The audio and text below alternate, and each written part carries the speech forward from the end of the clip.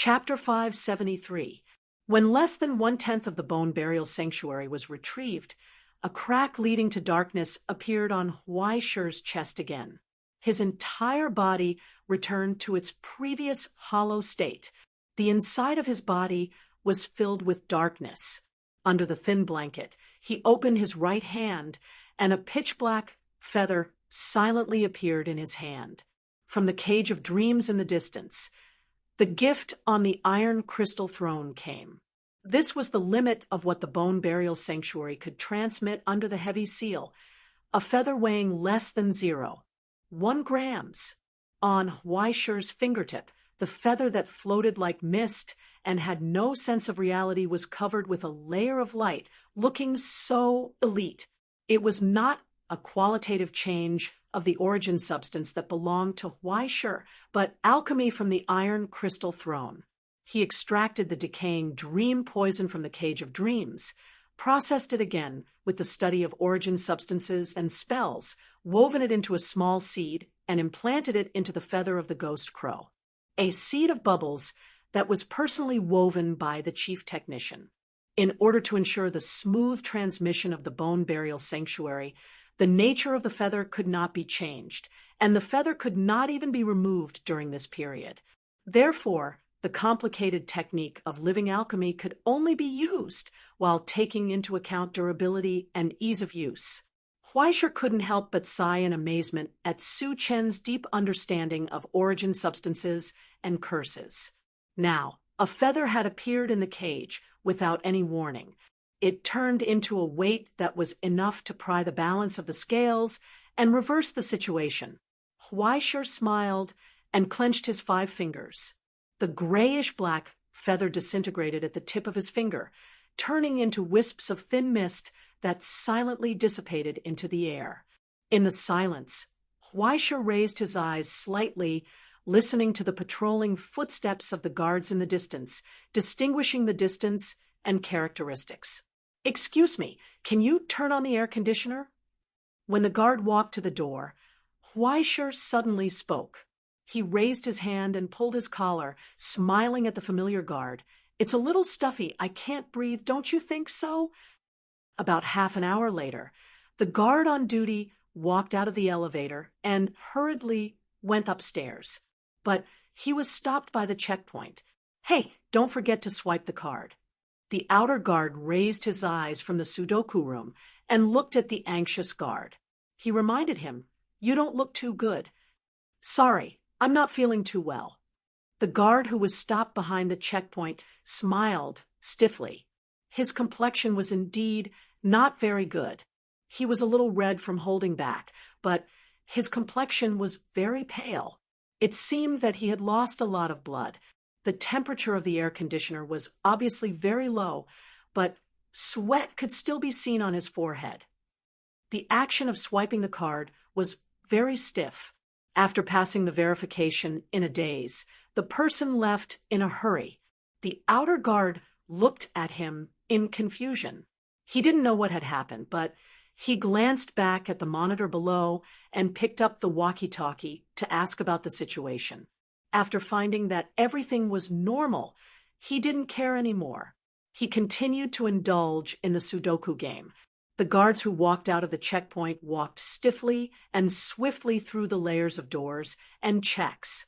They went straight up and quickly squeezed into another elevator that wasn't closed yet. He didn't even care about the concerned looks from the other people in the elevator. He lowered his head and pressed the button for the second floor. The elevator doors slowly closed. Just as it was about to rise, it quickly stopped in place.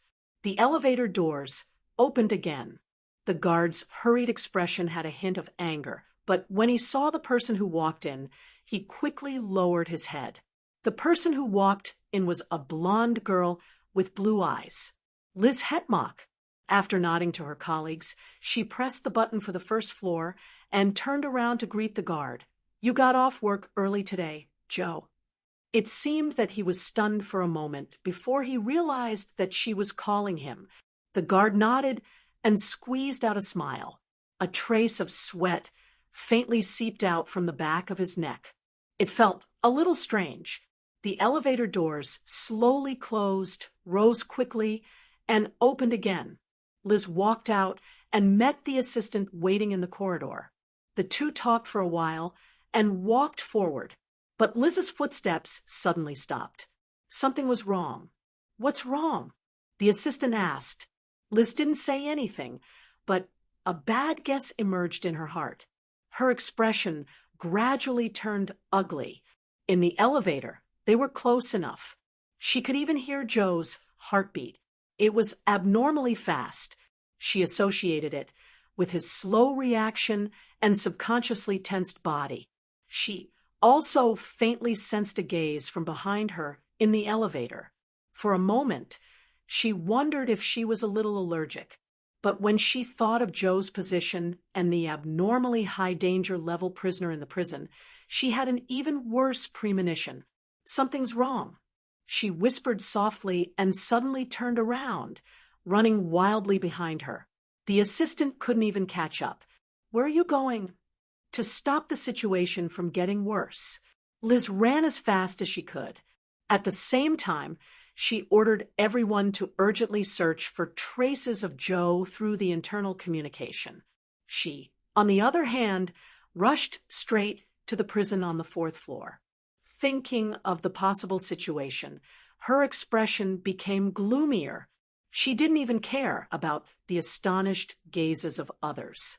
She pulled out her stone sword and ran rapidly in the corridor with the speed of her ascendant. Hopefully, she could still make it.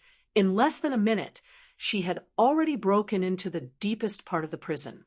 The stone sword in her hand emitted a blazing light, but when the elevator door slowly opened, she didn't see the tragic scene that she expected. Everything was normal. Only 6 guards who had nothing to do were chatting with coffee cups. When they saw her come in, they were stunned and quickly put down their cups and stood at attention. "Where's Joe?" Liz asked. "Where is he?" "He just left." "What about Weisher?" Liz's eyes widened. She saw the guard point in the direction of the prison. There, she heard a low and kind conversation. "So, sometimes you're overly irritated and want to use violence because you feel that someone is violating your safe zone. Your violent behavior is actually a kind of overprotection of yourself. It's an overly magnified sense of insecurity," that very kind and calm voice said, "including the conflict between you and the Ivy League ascendant this time. Because the misunderstanding was magnified, it led to this kind of thing happening. You need to constantly examine yourself. Bonner, indulging in violence won't change your situation. It will only increase the degree of your drinking." There was a faint, helpless voice sniffling, as if choking. "I know, Mr. Weisher, but sometimes I can't control myself. I don't know what to do. Do you remember what I told you?" The kind voice sighed. "You can't indulge in the superficial and irresponsible stimulation of sex equals love, alcohol, and illicit drugs. Bonner, you need a regular and normal life, a hobby that can calm you down and let go of yourself. Did those classical music books help you after reading them?" "Yes, yes." Next to Weisher, the incomparably burly nightmare, I, covered in muscles and tattoos, wiped his tears and cried like a child. "I dreamed of my brother last night. At that time, he wasn't dead yet. And I wasn't like this. I don't know how long it has been since I dreamed of him. I remember that we talked a lot, and after I woke up, I felt much calmer." "Very good, Bonner. You're changing, aren't you?" In the cell, Weisher smiled and was extremely gratified. "You're getting better step by step." Noticing Liz walking in, the conversation between the two temporarily stopped. Then, Weisher saw the gloomy Liz and the stone sword in her hand. He couldn't help but raise his eyebrows. "Miss Liz, you finally can't help but want to kill me? Cut the crap. Weisher." Liz stared at Weisher indifferently. "What the hell are you doing? What are you referring to?" Weisher spread his hands in confusion. I'm already in prison. What the hell can I do? Who do you think you can fool with such an illusion? Killing intent appeared on Liz's face. She suddenly pulled open the prison door and reached out to shatter the shadow left behind by Weisher. However, the moment she touched it, her expression suddenly froze. Weisher had already been sent flying backward. He was smashed against the wall and slowly landed on the ground. He vomited a large mouthful of blood. His breathing was weak. This was not an illusion. Was it real? Liz found it hard to believe. At the same time, outside the door, an Ivy League sublimator hurried in and whispered in her ear, "We caught Joe. He's in the infirmary," and didn't resist much. After verification, he's not someone else in disguise. There are no traces of hypnosis or orders in his consciousness. In short, everything was normal. Liz froze on the spot. In the silence, Weisher lay on the ground. He raised his neck with difficulty and looked at her. As if he had guessed something, his expression became extremely strange. "Hey, Miss Liz," he held back his laughter and asked curiously, "You don't think I'm in disguise, do you?" Liz's gloomy expression said, "Everything." Ignoring him, she turned around and asked, "Why did Joe go to the infirmary in such a hurry?" "To prescribe medicine." It was Weisher who answered. He propped himself up and leaned against the wall. His expression became contemptuous. "Miss Liz, Joe was diagnosed with the early stages of claustrophobia 5 days ago. Because of this illness, he submitted a transfer report and will be transferred to the above-ground area tomorrow. Today is his last day of work here. Why do you not know your colleagues as well as I do? Or do you think that even this has something to do with me?" Claustrophobia. Liz was stunned for a long time, but she realized that if this was the reason, then everything became very reasonable, and she was just overreacting. But looking at the man in front of her, she felt that something was wrong. Even if it didn't make any sense, she felt that it must have something to do with the person in front of her. "What are you staring at?" Weisher curled his lips. "Do you think I can make him claustrophobic? How long have I been here? If I'm really that awesome, why don't I just move my mouth and make all of you schizophrenia?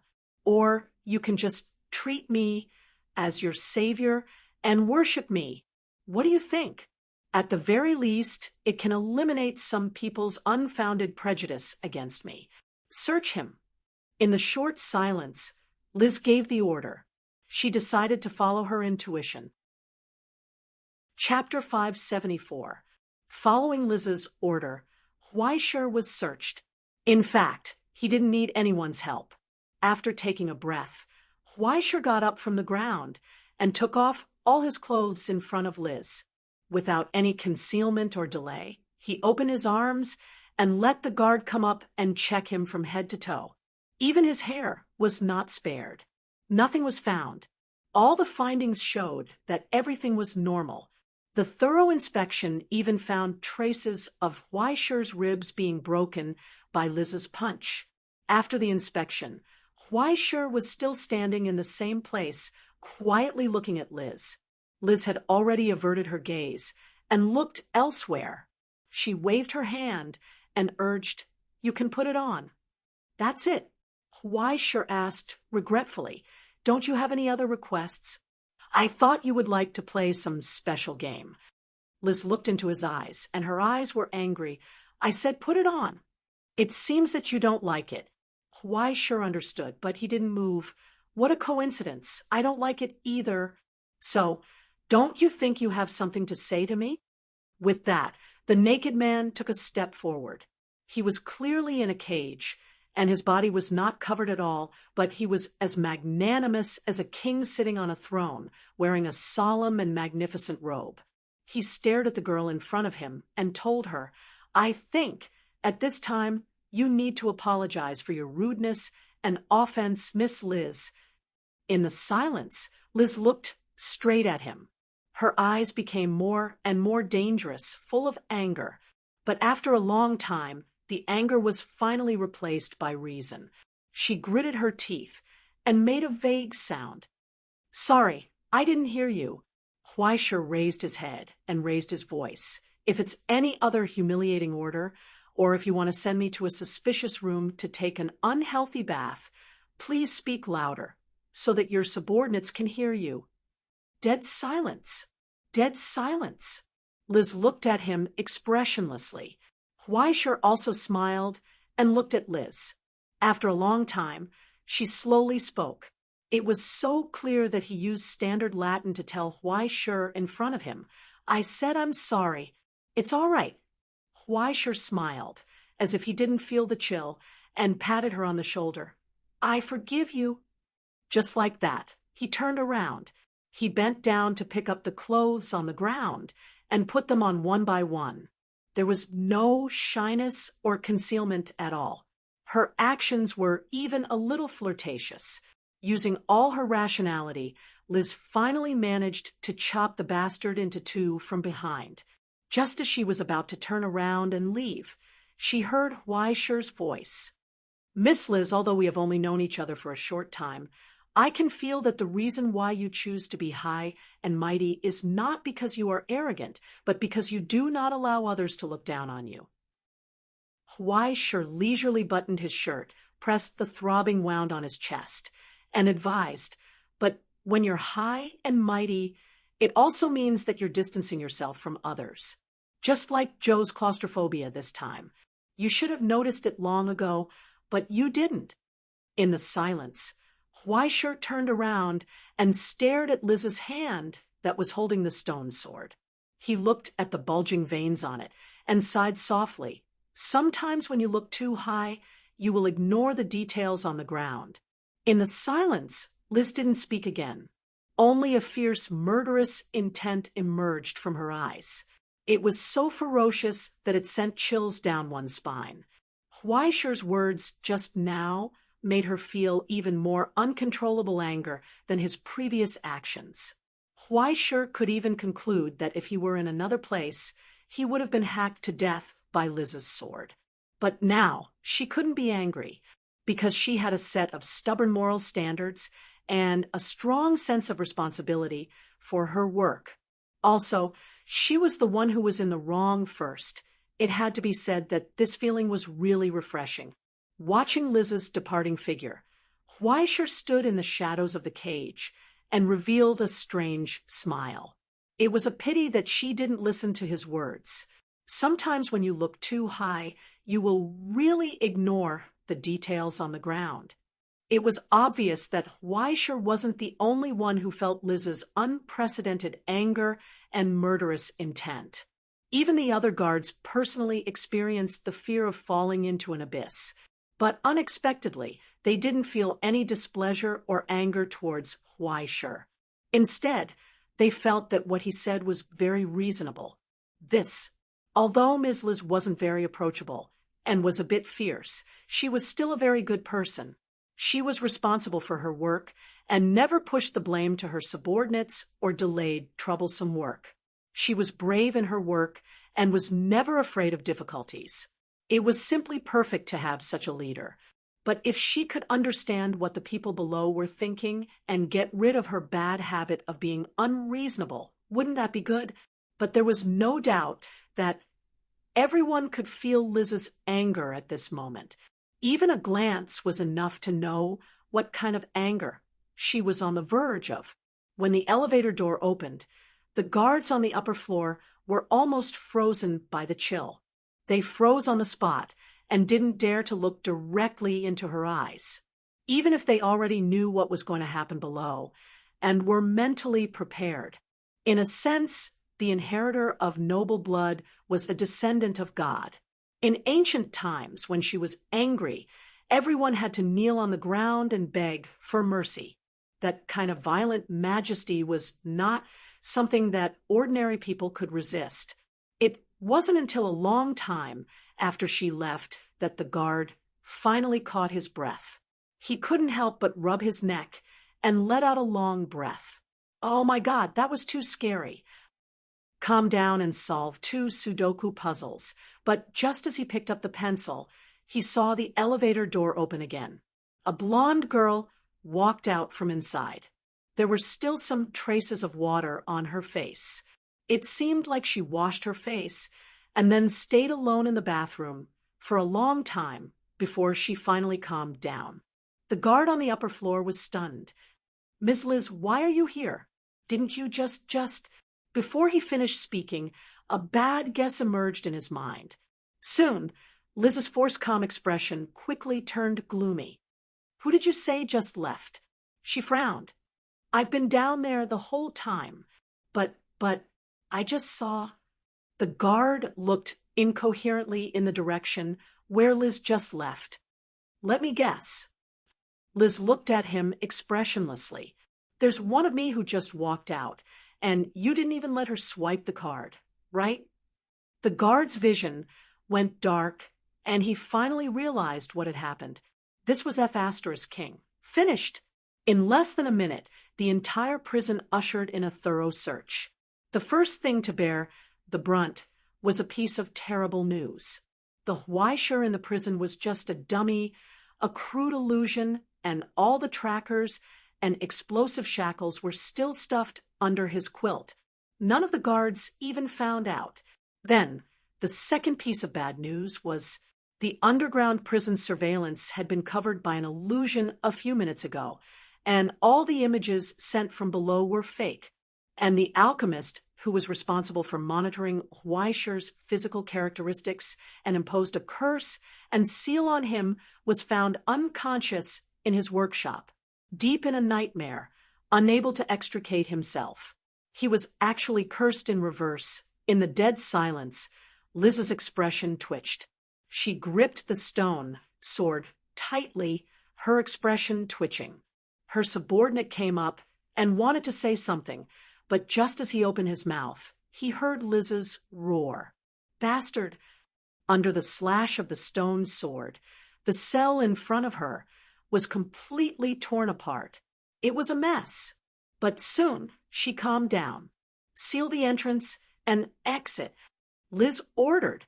"Investigate all the surveillance and find out where the imposter went. And where are his things? Where are his weapons and things?" She finally remembered that Huaishur's equipment was still sealed.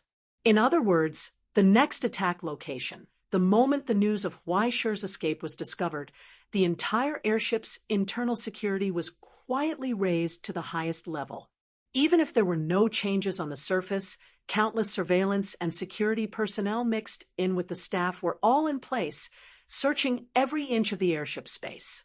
In this urgent situation, when Liz rushed into the core storage room with her subordinates, she couldn't help but breathe a sigh of relief. Everything was normal. Huaishur hadn't had time to enter this place. "Continue searching. Don't let go of any traces," Liz ordered angrily. "If I find out who is negligent in their duties again, you will run to prison and stay there until you reach the realm of rebirth." As she spoke, she walked into the laboratory and looked at the panicked scholars. "Where are his things? Take me there.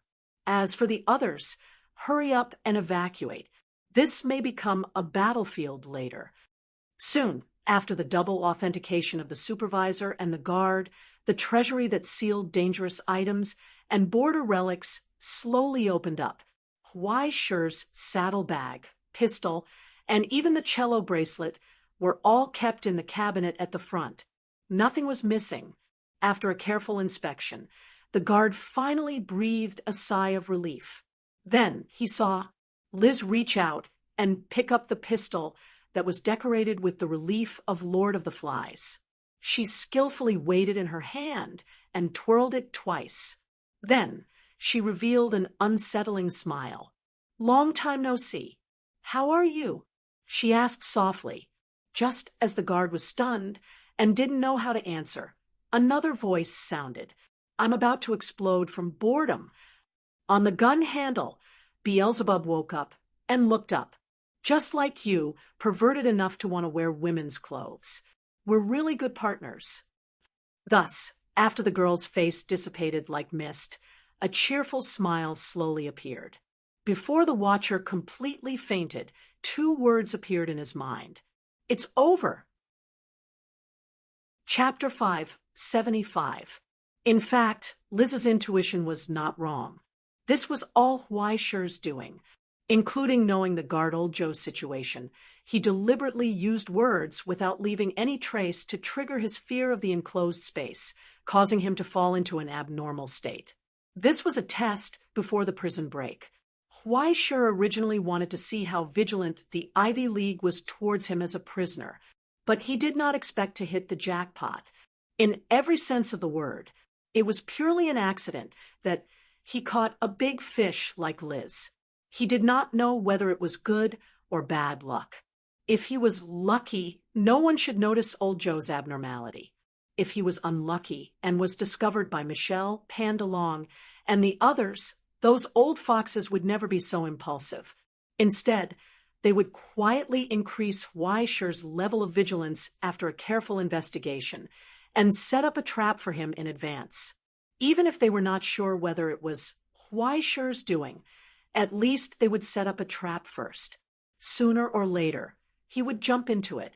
In fact, Huaishi had already heard that he was going to be sent back to the present realm. Before this, Huaishi did not panic at all. According to the agreement between the Iron Crystal Constellation and the Ivy League, in order to limit the scale of the war, the entire Twilight Village was allowed to leave but not enter. Both sides had used their own methods to firmly seal off this piece of hell. Huaishi would not be able to enter after he went out. But what about the people who would escort Huaishi? With Huaishi's danger level, if you wanted to escort him, sending a few Tom, Dick, and Harry would simply be sending him to his death. If they could not suppress Huaishi with absolute strength, it was basically equivalent to sending him for nothing. If they could suppress Huaishi with strength, then Huaishi would have profited. This round of 1 for 1 was not a loss. He promised to be quiet and not cause any trouble along the way. He made up his mind to drag the enemy's high-level combat power and let everyone go home happily. In the end, he waited and waited. Every day, they said they were leaving, they were arriving soon, but Huaishi waited and waited, but no one took him to board the ship. They even stood him up. It could only be said that they had enough. Therefore, attracting Liz's attention was a good thing for Huaishi in a sense. A woman with sharp intuition. A warrior who had always been vigilant and angry towards him. An opponent who looked arrogant but was actually very childish. Even using such a person would make one's conscience ache. Fortunately, Huaishi did not have that kind of thing. He was just a cold and heartless negative energy generator with a taunting function. If Liz could really listen to Huaishi's advice and carefully think about the details on the ground, she would definitely remember that old Xiao's claustrophobia was personally diagnosed by Huaishi when she first met Huaishi in prison. That way, even ghosts would know that there was something wrong with him. Unfortunately, such a thing did not happen. What a pity! After triggering old Xiao's fear of the enclosed space with words and hints, Huaishi began to silently prepare for the prison break. When he began to talk to the prisoner next door, he had already awakened the bubble seed in the crow feather. Then he planted it on his own body. He put a curse on himself. When Liz arrived, Huaishi had already fallen into a different kind of trance, almost unable to distinguish between reality and illusion. It was as if he was heavily intoxicated and injected with anesthetic. He had to thank Liz for that punch, which allowed him to sober up a little. The poison of the rotten dreams spread through his consciousness, but it could not dissolve him in the nightmares and illusions. When he advanced, he had already fused with the remains of the evil creature, so he had an extremely high resistance to the poison of the rotten dream. How could there be a snake's venom that could kill him? Then, the poison of the rotten dream began to spread from his consciousness. A seed quietly sprouted and quickly disguised itself as a part of Weischer's body, seeping into the seal and the curse on his body. Ivy's inspection and body search were very thorough, but if it was not in a laboratory and analyzed by a specialized curse alchemist, how could the poison of the rotten dream be so easily identified? Otherwise, wouldn't the already dead rotten dream be too weak? At most, the only signs that could be seen were a lack of sleep and the scattering of origin substances. While the two of them were conversing, the bubble seed had already taken root and sprouted in Weischer's body. After completing its first stage of development, it formed an outline and began to spread a second time. After seeping into the seal and the curse, it began to spread towards the other side of the seal and the curse. Curses often worked in both directions. Unless one used various ingenious methods to create a springboard or used puppets or scarecrows as substitutes, the curse itself would become a bridge that connected the two sides. Back then, half of Blood Kiss had died to the counterattack of the Rotten Dream's remains. After infecting Weischer, the poison of the Rotten Dream began to spread through the network formed by the curse towards the alchemist, who was still doing research in the workshop. By the time Liz left, the alchemist had already been silently trapped in a living dream, unable to break free. When the seal and the curse lost the control of the caster, they silently began to collapse. After the door opened, Weischer's divine mark and soul turned into a torrent and returned to his body, making him complete again, returning to his complete state. The tranquilizer in his body was covered by an even higher level of poison in less than a yawn. It couldn't even compare to the carbon dioxide in the water. At this time, the Rotten Dream's poison that had spread through the bubble seed returned to Weischer's control. From budding to growing to the third stage to maturing, it was a dream that had solidified. Even though it was slowly withering and dying, it would still be able to bring Weischer a lot of convenience before it ended. The first thing he created was an illusion. It covered the prison Weischer was in. Apart from creating the scene where Weischer was lying motionless on the bed, he didn't add anything else. Instead, he deliberately disturbed the image and left a flaw. When Ivy broke the illusion, she would naturally treat all the records in the surveillance as a false image created by Weischer. It took 5 seconds from the moment it was unlocked to this point. Soon after, the consciousness of all the guards was deceived by the rapidly spreading dream, and they had the illusion that Liz was still arguing with Weischer. Weischer raised his hand and pressed it on the bracelet on his wrist and neck. He carefully changed the metal composition of the explosives with the sealing hand to weaken the destructive power of the explosion, so as to avoid any mishap where his hand slipped and exploded on the spot. Next, young Arbiter Ming's sacred mark split into an afterimage. Under Weischer's control, the staring silhouette stood in front of Weischer, while Weischer lay down on the bed and covered himself with a blanket. He raised his hand and pointed at the afterimage in front of him. The afterimage also raised its hand and pointed at Weischer. The moment the two fingers touched, Shadow Burial activated, and the two positions perfectly swapped. In an instant, whether it was Weischer's shackles or shackles, they were all transferred to the afterimage. Within the translucent silhouette, Weischer actually discovered 6 small tracking devices. Weischer could sense 2 of them, but he didn't notice the other 4 at all. Looking at their positions, it seemed that they had been implanted into Weischer's blood vessels, bones, and muscles while he was unconscious. And these were all left in place when Weischer's body turned into origin substance, and were all inherited by the afterimage. He threw off the last of the restraints. It took half a minute to reach this point. The next step was the most dangerous part of the plan, which was the actual prison break. The bubble formed by the decaying dream poison covered Weischer's body, causing his body to slowly change. After he became 3 centimeters shorter, his long hair gradually turned golden, and his face quickly changed into Liz's appearance. Thanks to Weischer's careful observation of the original person, the width of the shoulders, height, and other data were all correct. Just like this, Weischer walked out of the prison with his head held high and his chest puffed out. He raised his hand and dispelled the illusion of the guards, allowing them to return to reality and perfectly continue the argument that had come to an end in the illusion.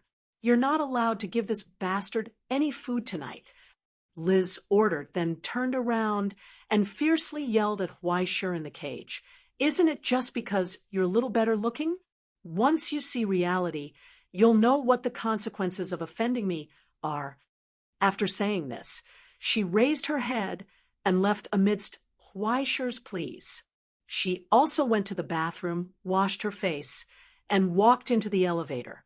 Then came the next part of the plot. The entire process of breaking out of prison had actually overturned Weischer's previous plan completely. Weischer had an idea. In reality, such an action was still too rash. There was no need to leave behind such traces. If he had found another opportunity, the Ivy League might not have noticed anything amiss. However, it would definitely not be so easy to get back his weapons and equipment. If he escaped from here empty-handed, he would have suffered a huge loss. Not to mention Beelzebub, just the wise man's survival bag alone was the only divine weapon in the world. How could it be like this, where the Ivy League's warehouse was open for him to take weapons and equipment as he pleased? It was all for free. After taking off his prison uniform and quickly changing into all his equipment, Weischer rubbed his hands and looked at the other items in the warehouse with sinful eyes. The Astronomy Association limited the supply of origin substance to 60 people. Big blue bottle. Good stuff. Too bad.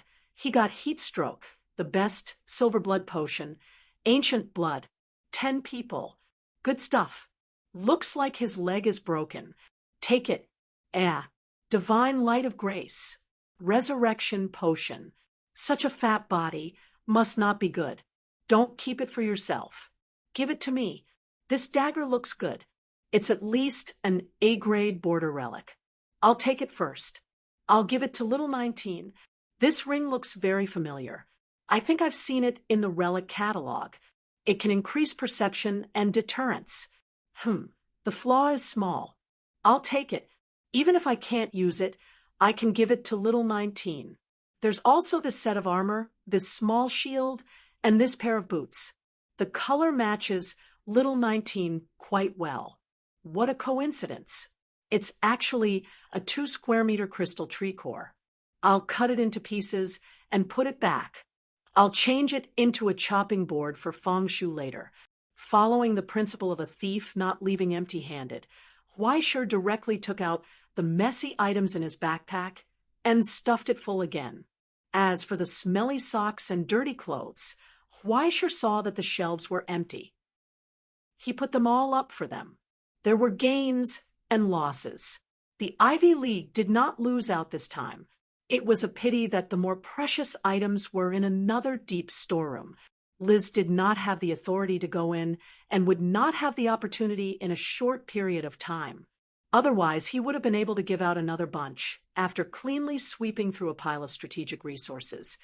Weischer also gifted them 2 origin bombs and incendiary bombs. After they were all timed, Weischer carried the fainted guardian and floated out. After closing the heavy vault door, he casually stuffed the unlucky guardian into a corner of the laboratory. It was a success. When Weischer walked out of the laboratory with Liz's face, the subordinate who had been waiting outside for a long time came up with a look of anger. That unconcealable look of anger scared Weischer so much that he thought he had exposed himself. We found Weischer's tracks. The subordinate gritted his teeth and said, Weischer was stunned. He immediately restrained his nervousness and showed an angry look. Where did that bastard hide? The subordinate hesitated for a long time and did not speak. Chapter 576. What's wrong? Weischer frowned. The subordinate stammered. According to the surveillance records, After she left the prison, she hid in your room and locked the door. I don't know what she's up to now." Needless to say, this guy must have imagined a lot of perverted things that were not suitable for children. Huaishir was stunned for a long time and suddenly felt an inexplicable sense of guilt. Did he say that his daughter was a little harsh? She had already closed the door to reflect on herself, but she still didn't know that she was being blamed for no reason. It was a little too tragic. Did she notice anything unusual? Huaishir asked. "No," the subordinate said. "We didn't alarm him." "Very good." Liz nodded and said seriously, "Although that bastard is good-looking, don't be fooled by him. He's very cunning. Gather our men first, seal off that area, and then attack with full force. Don't give him any chance to escape." "Yes." The subordinate nodded, but still stood in the same place, obviously waiting for her to go together. How could Huaishir, a fake, dare to confront a real person? If there was no Michelle Buddha, he would be exposed, okay? In fact, he had already planned to leave. He could only find an excuse and waved his hand. "You guys go first. I have to report to Teacher Michelle." The subordinate was stunned for a moment and then looked confused, but Principal Michelle has already led the team away. "Miss Liz, have you forgotten?" In the short silence, Huaishir's expression under the illusion twitched, and his hair stood on end. He could only barely maintain his composure and coughed. "I'm confused by that bastard. To think that I used to love him so much." The subordinate was stunned at first, then stunned again, and finally stunned again. His expression changed rapidly, and his heart shook violently, as if a pile driver had been stuffed in. He was dumbfounded. "Big sister, what are you talking about?" In order to cover up the mistake, just now, Huaishir had to throw out some shocking news to divert his subordinate's attention. At this moment, although he felt guilty, Huaishir still tried to put on a sad look. He reached out and stroked his lower abdomen, sighing sadly. "He was indeed lying to me. The subordinate stared blankly at Liz's actions, his face turning green. "What the hell? What's going on? Big sister, what are you trying to do?" "Sorry, let me be alone for a while. I need some peace and quiet." Huaishir lowered his head, rubbed his face, and tried to take a deep breath. He finally breathed a sigh of relief when he saw the dazed subordinate leave through the gaps between his fingers. He finally managed to coax his mother away. He turned around and went into the corridor. After turning the corner, his clothes and face quickly changed into the appearance of the subordinate just now. He hurriedly turned into the toilet. Liz's identity would be exposed sooner or later, but her appearance as a subordinate might not be safe either. She had to find a harmless identity. The seed of bubbles could last for another 10 minutes.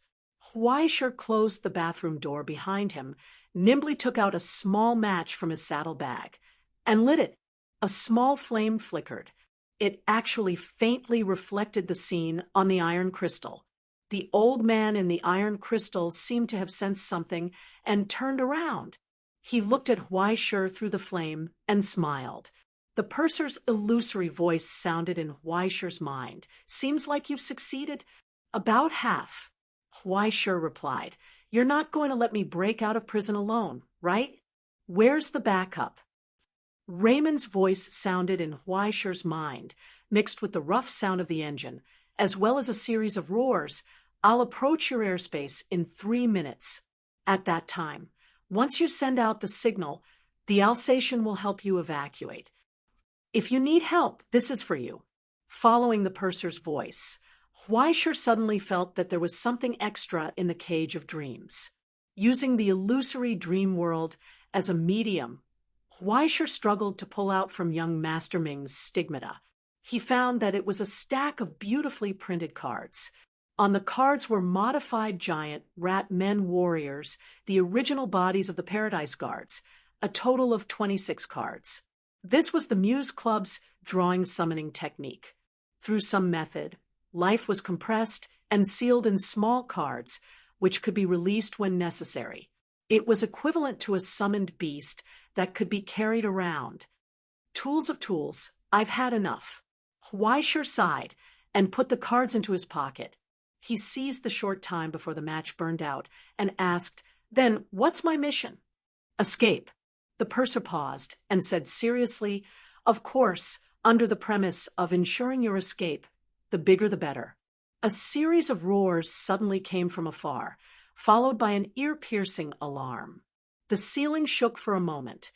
Huaishir shrugged. "If that's the case, we're almost there." "Then, return safely as soon as possible." Before the flame went out, the purser reminded him one last time. "I will." The flame shook and extinguished in front of Huaishir's finger.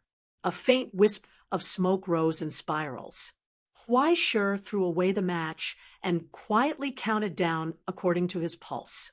When he counted to 102, another series of roars came from afar. The vault exploded. Then, an even more ear-piercing alarm sounded in every corner. Huaishir pushed open the door of the toilet, washed his face, and heard chaotic footsteps from the corridor outside. Someone was running wildly into the distance. Screams could be heard faintly. He pulled a piece of paper, wiped his hands clean, threw an alchemy bomb into each toilet, and pushed the door open. He blended in with the crowd and went in the direction of the exit. Relying on constantly changing his appearance, he didn't encounter any unexpected obstacles along the way. Instead, because he didn't know the way, he took the wrong path twice before he finally found the place. At this moment, Huaishir had already transformed into a well-dressed ascender. He wore a pilot jacket and strode toward the airship's hangar. At this moment, the hangar was bustling with activity. Flying machines were constantly being pushed over from the outer deck. Countless workers were anxiously repairing them. At the same time, there were even more flying formations rushing into the sky from the outer deck in the distance. The injured eye of Nightmare was also carried out of the cabin for emergency treatment. It was as if they were in a state of war. It was busy and chaotic. People were coming and going everywhere. It was exactly what Huaishir wanted.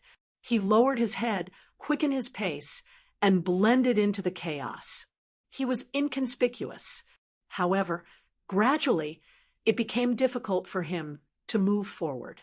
He was only one step away from the outer deck, but it was as if he was carrying a heavy burden.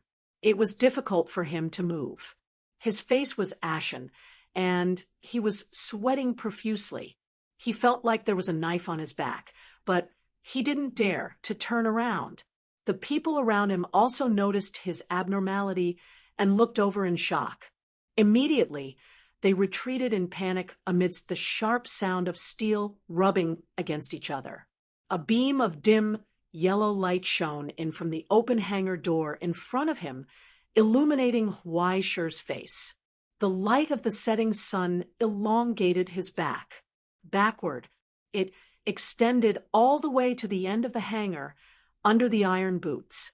In the darkness where the light could not be found, a man in armor slowly walked out.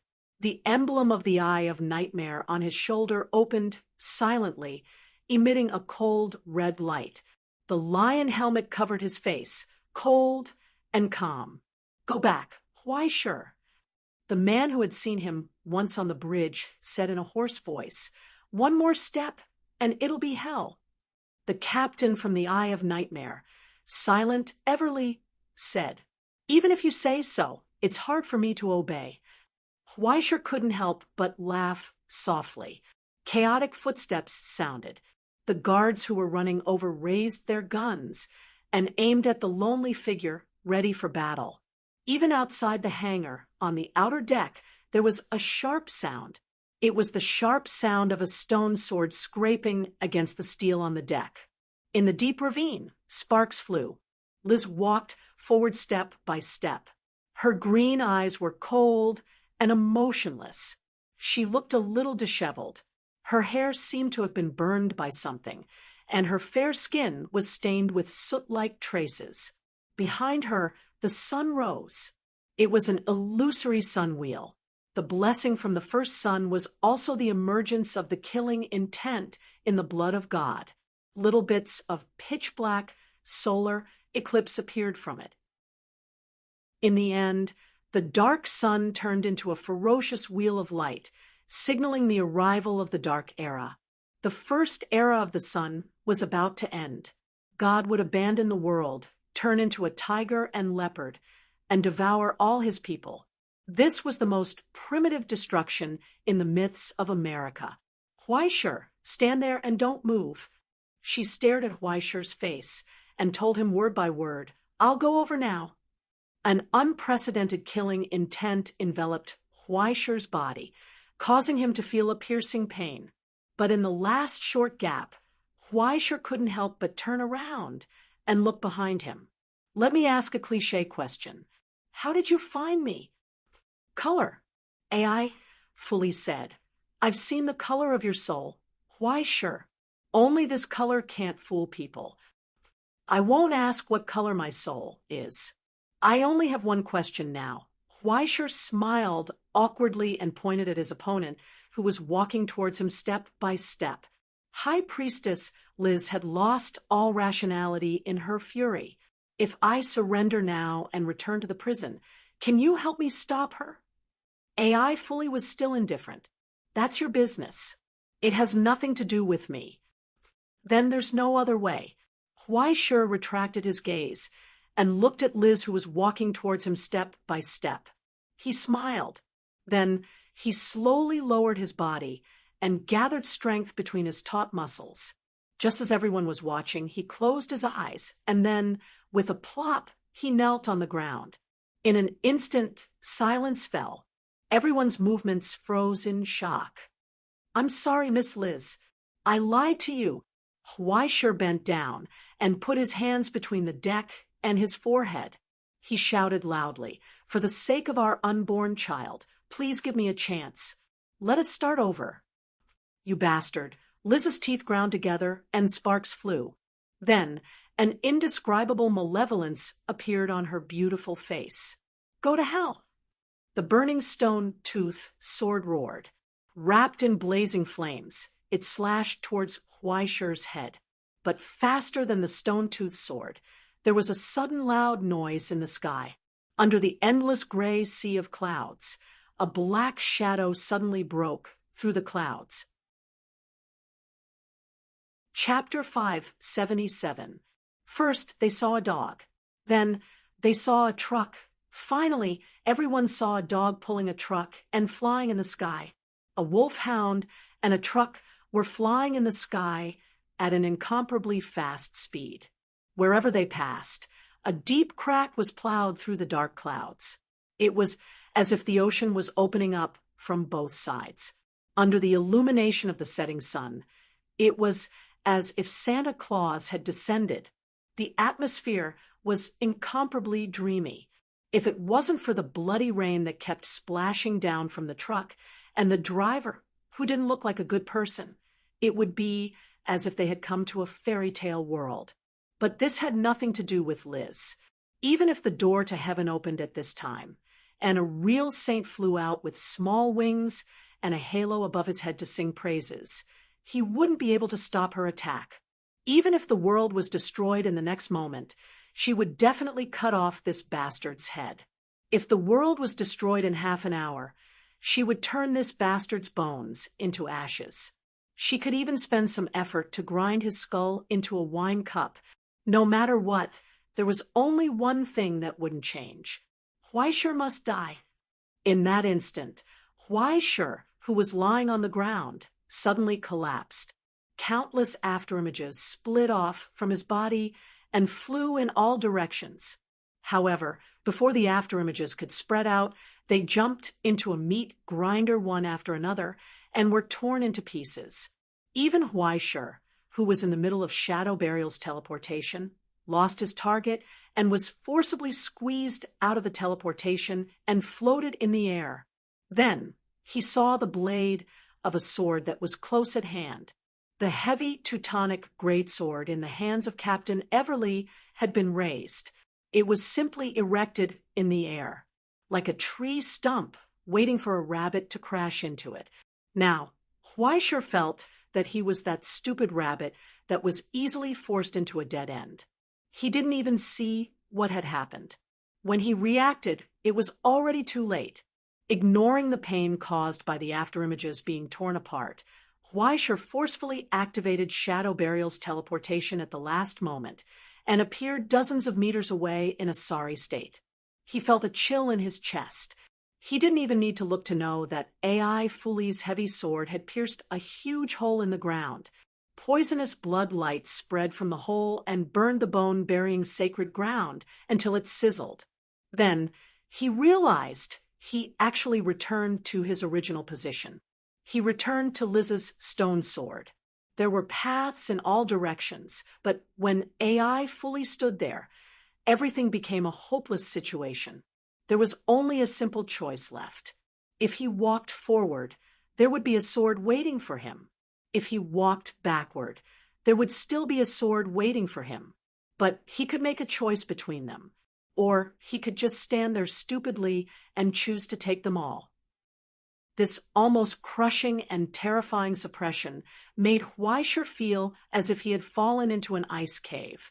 The Tier 4 power easily guided his reaction, turning him into a puppet in the palm of his hand, allowing him to be toyed with. But at least he still had the final choice. In that instant, Huaisher stepped forward. He pulled out the sacrificial knife from the falling stone-toothed sword. Xiang Dragon! A resounding sound burst forth at this moment. Intense light intersected, and the roar of steel overlapped. It was hard to count how many collisions there were at this moment. Only the sharp sound ravaged everyone's eardrums.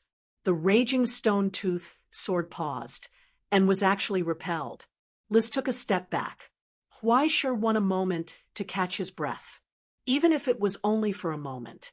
Because AI fully had already caught up from behind him, he took a step forward and stepped on Huaisher's shadow, just like a prisoner stepping on a wooden stake to be beheaded. He raised the Teuton heavy sword in his hand and aimed it at Huaisher's neck from afar. He swept it horizontally, and in front of Huaisher, the stone-tooth sword screeched again and stabbed straight at Huaisher. After a short moment to catch his breath, there was still no chance of survival. But he still managed to win this crucial moment. The sharp sound of a horn was suddenly heard. In the sky, countless trucks roared as they swooped down amidst the artillery fire. It was pulled by the Mosaic Wolfhound and suddenly drifted. The cumbersome armor on the truck was thrown off, revealing the cannon hidden inside. Flames burst out. The blazing alchemy bomb had locked onto Iverson's position and flew towards the narrow door of the hangar. It could be expected that once it exploded in the hangar, it would cause heavy losses. The chopping of the heavy sword paused for an insignificant moment, because Iverson pulled out a dagger from his waist and threw it towards the sky without raising his head. A simple dagger, without any special features, flew out from his hand. The sound of the explosion was so low that white waves spread out. The dagger that was thrown out was already above the speed of sound. It emitted a blazing light in the high-speed friction. The alchemy bomb in the air suddenly paused and was thrown in half from the middle. Then a terrifying explosion spread in the air. But the explosion was also torn apart. The dagger flew out of the flames and penetrated the driver's seat window with irresistible force. It tore the driver's seat and nailed into the car with a buzzing sound. Under the driver's seat, Raymond curled up and wiped the cold sweat on his forehead. The sword is not old yet, teacher. At the moment when Iverson made his move, the blood-red flame finally rose from under his armor and formed a lifelike, ferocious projection behind him. It was as if an evil god had come here and trampled on heaven and earth. Indian genealogy, 8 dragons. 4th Order Azura. He was not Heaven, who was intoxicated in killing. Raymond's dangerous attack only had time to delay Huaishur for less than a second. But Huaishur suddenly had a kind of joy of escaping from a desperate situation. In the tearing pain in his chest, Huaishur looked up and studied the angry girl in front of him.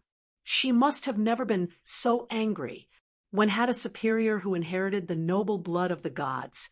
A noble high priest, a dignified and serious warrior suffered such humiliation.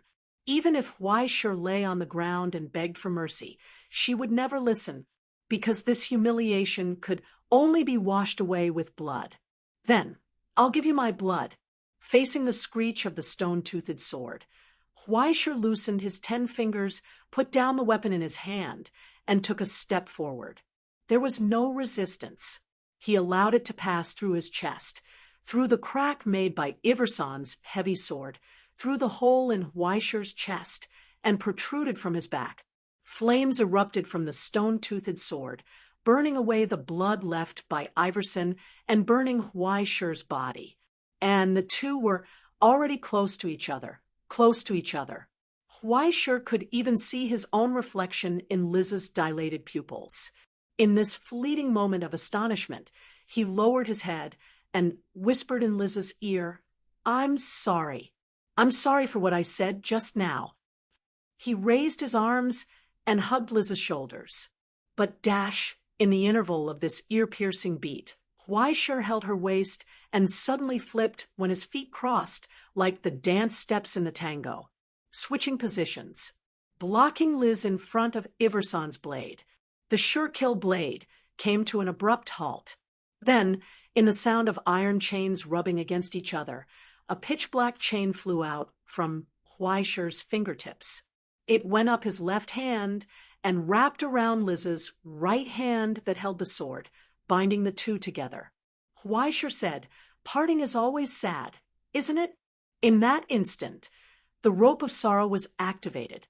Indescribable sadness and desolation accompanied by the seal of the source substance and the suppression of the sacred mark rose from Liz's heart. The chain had already drilled into her body and tightly bound the sacred mark. It caused the left hummingbird that symbolized the god of war to fall into the cage. No matter how violent the sacred mark was, no matter how quickly she welcomed the collapse, the furious source substance and the power of resistance were being rapidly extracted. Anger was useless, and pain could not change the fact. Before parting, "Why don't you dance with me, my lady?" Close to the girl's cheek, Huaishur smiled and led her arm, guiding the young girl to step out of the dance step to the left and turn around. The low beat was played with the crisscrossing of the footsteps. Moving forward in the roar of gunfire around them, Huaishur's arm swung and threw out the cards in his pocket. In the tide of crows, 9 ferocious giant shadows walked out of the torn cards, raised their steel-covered faces, raised the weapons in their hands towards the enemies in front of them, and pulled the trigger. The boiling iron light spewed out, intertwined with each other, and broke through the blockade of the Ivy League. "This is your plan." Liz raised her eyes, and her green eyes stared indifferently at Huaishur. "You can't bind me for long, and you can't delay Iverson. Huaishur, you can't escape." But Huaishur did not answer. He just smiled and hummed softly in the low beat. "I feel like the weight of the world was on my shoulders, pressurito break, or retreat. At every turn, I feel like the weight of the world is on my shoulders. Am I going to be crushed, or am I going to retreat?" The insignificant song was torn apart. Azura raised his cold eyes and stared indifferently at Huaishur. Iverson took a step forward and pulled out a short sword from the sheath of his subordinate beside him. Holding it in both hands, he walked towards Huaishur step by step and easily cut the guards in front of him into pieces. In front of him, Huaishur had no way to escape. But Huaishur was still retreating, because a loud sound came from the sky. It was a mosaic wolfhound, blocking in front of Iverson, raised its head, and looked at the incarnation of the demonic god in front of it. The mosaic body suddenly expanded rapidly. In a flash, it turned into a monster that covered the sky, spread out a huge pair of wings made of countless squares, and roared loudly. Dragon's breath was spewed.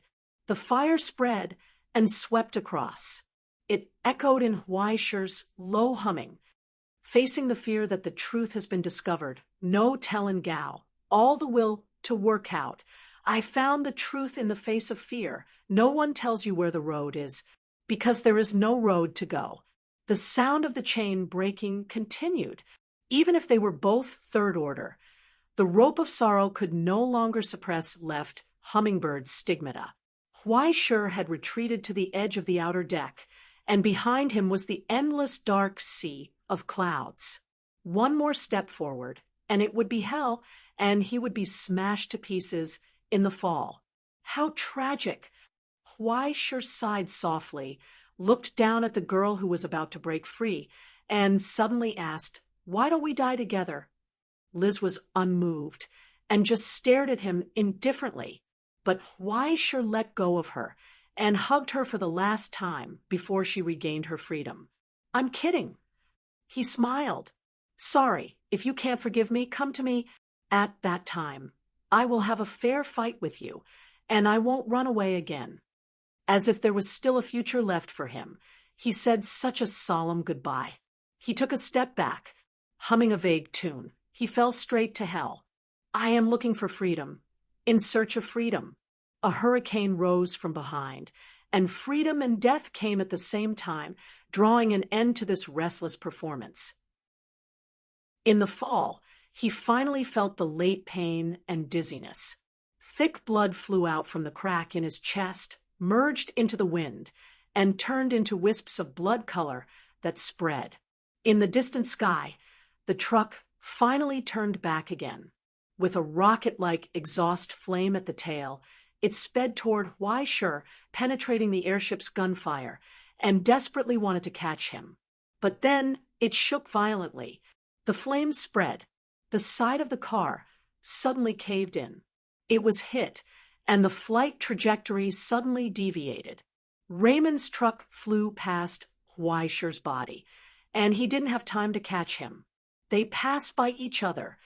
Huaisher could even hear Raymond's angry roar. The door of the passenger seat was suddenly pushed open, and a figure jumped out recklessly, pulling on the safety rope. He threw himself at Huaisher and slammed into her. Huaisher tumbled in the air and fell into the abyss. The fall came to an abrupt end. "Teacher!" In the hurricane, someone shouted and grabbed his wrist tightly. Huaisher looked up and saw a familiar touch of gray and the pink piggy graffiti on the edge of the helmet. It was Yuan Yuan. Huaisher breathed a sigh of relief and forced a smile. Finally, safe. But then, through the helmet's mask, Huaisher saw the girl's eyes. It was dark, and she was looking at him. Quietly, she asked softly, "You just said that the child in the woman's belly. What's going on?" Huaisher froze in the air. He felt the crisis of death engulfing him. It turned out to be a misunderstanding. A misunderstanding. That's great. 10 minutes later, in the emergency room at the back of the truck, Yuan Yuan cleaned Huaisher's wound with a smile and scraped off the broken flesh. "Teacher, you don't need to say anything. I understand. Teacher, you are so upright. How could you do such a shameless thing outside?" Lying on the operating table, Huaisher stared dumbfoundedly at Yuan Yuan, who was waving the scalpel in front of her chest. She wanted to say something, but stopped herself. "Girl, my liver is fine. You don't need to cut it. Forget it. Yuan Yuan is so cute. It's just a liver, not a kidney. Let her practice." Lin Shurjo shivered next to him, as if he felt something hidden under Yuan Yuan's smile. He didn't dare to speak at all. If he were a woman, would he have been killed? He inexplicably thought so. "Teacher, you should be more careful in the future." Yuan Yuan bowed her head and stitched, saying casually, Such rumors are very harmful to girls. Even if you are anxious, you have gone too far. Yes, yes, that's right. Huaishur nodded frantically. He couldn't wait to get up and kowtow to Yuan Yuan. Let's get over this quickly, and not mention this again, especially the knife in his student's hand, intentionally or unintentionally, was always pointing at his neck. It was a little unbearable. Chapter 578. 2 minutes later, Huaishur crawled up from the operating table and looked down at his chest. He could actually see the operating table behind him. It was a very strange feeling. The wound in his chest had actually been opened up. Wind blew in from outside the broken carriage, blowing past his body. It felt exceptionally cool. Luckily, he was at the 3rd tier. Otherwise, Huaishur would have been on his knees a long time ago. Being able to experience the benefits of being at the 3rd tier in a place like this was completely out of Huaishur's expectations. Before his internal organs gradually became etherified, no matter how tough his life was, he would never be able to break free from the basic life cycle and limits. Now, under the influence of the young arbiter of life's stigmata, the etherification of Huaishur's internal organs had actually progressed quite a bit. After being stabbed in the chest, he was stabbed in the chest again. Many of his vital organs had been shattered, and even half of his lungs were left, but he was still able to breathe. However, the price he had to pay was that the divine light of grace in his hand had shrunk by a large margin. The most troublesome part wasn't the wound, but rather the damage from the origin substances attached to the 2 weapons. The bloody light left behind by the Azura and the raging flames from the first sun. If it weren't for the fact that the young arbiter of life's divinity had given him a bit of resistance against high-tier origin substances, he probably would have been reduced to a puddle of blood or burnt to a crisp by now. The silver lining was that the 2 of them had already started fighting amongst themselves before they had killed Huaishur. In the end, they had left behind a mess and were unable to do much. After Huaishur had used shadow burial once, he had been squeezed into a puddle of blood and sparks and thrown off. After removing the broken bones and cleaning the wound, Huaishur finally rummaged through his saddlebag for a long time and found the 2 vials of silver blood medicines, high-tier medicine, the ancient blood. The translucent, blood-red liquid fell into the wound under the careful control of the dropper, quickly adhering to the broken parts of the internal organs. It quickly grew, mended, and formed a complete outline. The originally dormant medicine was awakened by Huaishur's origin substance and merged into Huaishur's body. Like countless living cells, it regenerated the damaged internal organs. Even though Huaishur had a good understanding of its principles, he was still stunned by the scene in front of him. Huaishur didn't know if it was because of the bombardment or because of the strong airflow, but the truck shook violently again. His hand trembled, and he dropped a drop of medicine in the wrong place. When he came to his senses, he realized that he seemed to have 2 appendices. For this kind of thing, 1 more or 1 less shouldn't matter, right? He hesitated for a moment, then reached in and pulled one of them off. For a moment, he couldn't tell which one was his original form. However, as long as he spent a little more time, the medicine would gradually be metabolized, and the brand new internal organs would be equivalent to the original goods. There was no need to be so particular about it. Just make do with it. The ancient blood could regenerate internal organs and heal wounds, but the only drawback was that it would consume a large amount of origin substance. Thankfully, they had the origin substance that they had obtained from the Ivy League's vault. Otherwise, they wouldn't have been able to hold on. Under the intense shaking, Huaishur didn't have time to carefully treat his wounds. He gulped down a few vials of origin substance, barely recovering half of his HP. Then, he leaned against the wall and walked towards the driver's cabin. "Why are you shaking so much?" He hadn't even finished asking. After leaving the cabin, which was enveloped by the depth balancing instrument, his vision went black, and he almost fell out of the cabin. He felt as if he had entered a washing machine. He was once again engulfed by the nightmarish experience of the old driver's rapid advancement.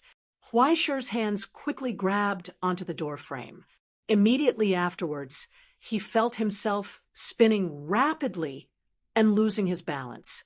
It was as if someone had tied a rope around his waist, and the other end was connected to a death roller coaster with no end in sight.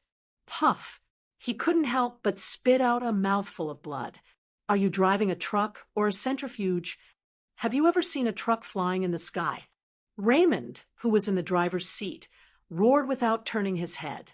He turned the steering wheel fiercely and stepped on the gas pedal to the max.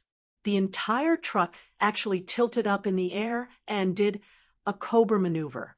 However, no matter how one looked at it, it looked like a wooden club tilting up its head.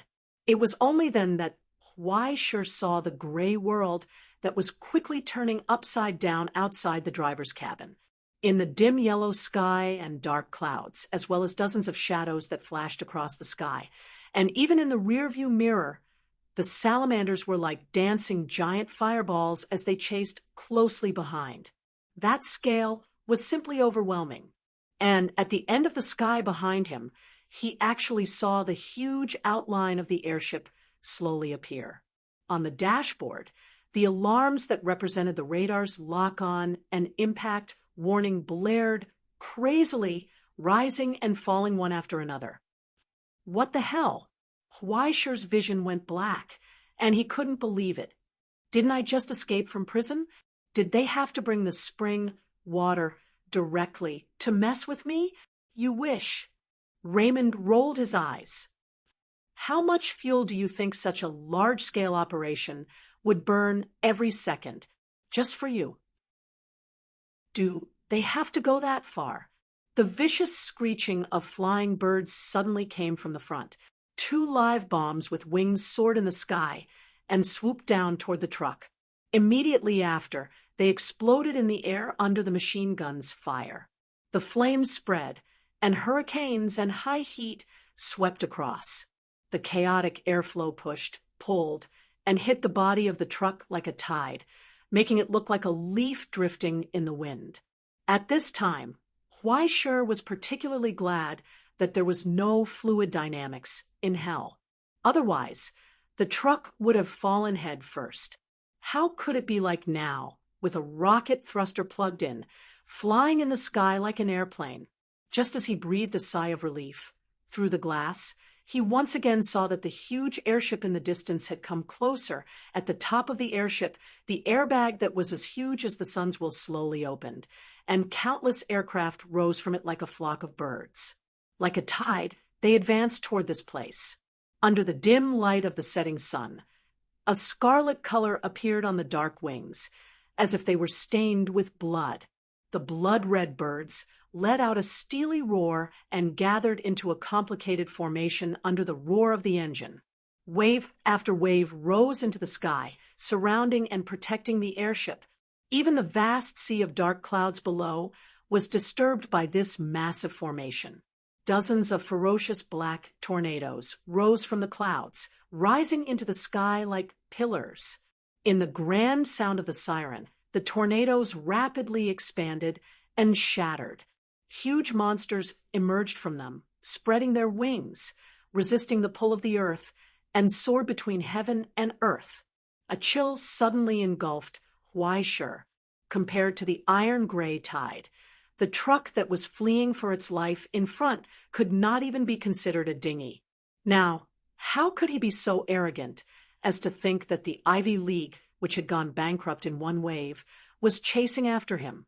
It was obvious that they had gambled everything to launch a decisive battle. After they escaped, not only did they not retreat, but they also broke into the Ivy League's route and got into the battle zone themselves. What the hell?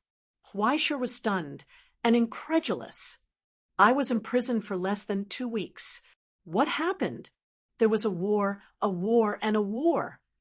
Raymond grinned and laughed strangely. All the sub-control centers have been excavated. Now is the decisive battle. Why, sure. Welcome to the future world. Are you surprised? Are you surprised? What the hell? Weischer's jaw almost fell to the ground. So fast. How many thousands of words did you omit? You bastard. Are you trying to scare me? Unfortunately, Mr. Weischer, although Mr. Raymond told you a lot of lies, there is no problem with this sentence. The purser's voice came from the radio. Now that we are in a decisive battle with the Ivy League, I have to express my gratitude for your outstanding contribution. Your jailbreak has reduced the logistics of the Ivy League by at least 16%, giving us a huge advantage in the early stages of preparation. I hope you can continue to work hard in the next stage. I risked my life to escape from prison. I didn't even get to enjoy the heat of the Iron Crystal Base. And you want me to go to war? Weischer was in disbelief. Even if I am a tool, I need some time to cool down, right? The purser sighed. Look at you. You sound like you are a tool. Am I not a tool?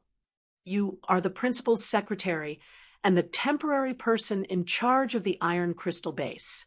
The purser answered seriously. You are much more noble than a tool.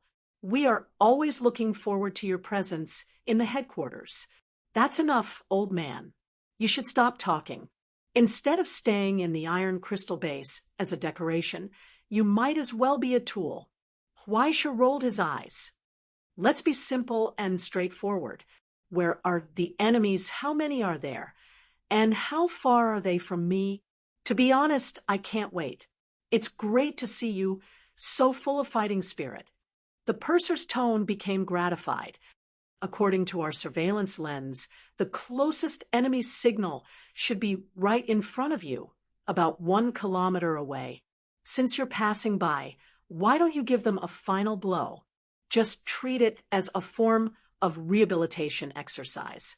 What? 1 kilometer? Weischer was confused. He leaned against the car window and looked around. Where is it? Why can't I see it? Before he could finish his sentence, he saw that the gray cloud sea below was suddenly torn apart. The boiling cloud spread out, surrounded by lightning. Amidst the tragic screams, a huge body broke through the clouds. It waved its broken tentacles and rose into the sky as if it was crawling. However, the huge body was now covered in wounds. Its armor was broken. Even the dozens of thick tentacles were not intact. The intact eye was filled with countless blood vessels and madness. From the huge scorched wound, dark green liquid was constantly squeezing out and dripping slowly like sticky rain. The gland implanted in the body of the chimera was secreting a large amount of hormones, making it reach out its tentacles and wrap them around the truck. It was a giant chimera covered with a thick shell, but now it looked like an octopus that ran out of the kitchen grill. Why did the giant chimeras of the Ivy League always have a problem with seafood? Weischer couldn't understand from the bottom of his heart, just like he couldn't understand why the ivory tower called this thing rehabilitation exercise. Therefore, his first reaction was to turn back and look at Raymond, full of hope. Bro, do you still have that cannon? 3 rounds of special explosive grenades. I used them when I saved you. Raymond looked at him with the same resentment. In order to reduce weight, I just threw away the other heavy equipment. Do you think there are still 2 machine guns? Then what are you waiting for? Weischer looked at the huge shadow outside the window, and his face turned green. Run! Chapter 5, 79. As Weischer screamed, the truck that was speeding forward suddenly lowered its head and brushed past the tentacles that were waving at it. It narrowly passed under the giant octopus. The viscous liquid that dripped from the wound landed on the truck and sizzled. It instantly corroded a large area of color, revealing the ugly metal underneath. My car! Before Weischer could finish his sentence, Raymond screamed as if he had lost his parents. My car! God damn it. It's going to be scrapped before the loan is paid off. It's fine that we were hit by someone in front of us, and we're being chased after. But what the hell is with disfigurement? Raymond was in so much pain that tears flowed down his face. He slammed the steering wheel hard and cursed, "Where is the law? Where is the justice?" Although he screamed as if he had been stabbed in the butt by Captain Everly's heavy sword, his body still stepped on the accelerator. He even opened the second-level acceleration valve and pulled it all the way to the end. 2 jets opened from the back of the truck again and spewed out flames. In an instant, the huge truck flew up from the clouds again like a monkey in the sky. It bypassed the 2 entangling tentacles and left all the pursuers behind. Before they could breathe a sigh of relief, they heard the angry roar of the synthetic biochemical beast. Its blood red, I stared at the truck. It was obvious that the war chip had marked the truck as an enemy. Its priority was even above returning to the headquarters for maintenance. It didn't even care about maintenance and chased after them with its tentacles. More than a dozen tentacles suddenly spread out like a boatman's bamboo pole. They lightly tapped on the dark clouds, and ripples appeared on the clouds. The huge body that was as big as a building shot out against common sense. It chased after them relentlessly. With it leading the way, Weischer and the others became an eyesore. The aircraft that were cruising in the sky, and even the dancing salamanders, all shook and rushed towards the truck like a school of fish. In the truck's cab, the ear-piercing sirens were almost continuous and became sharper and sharper.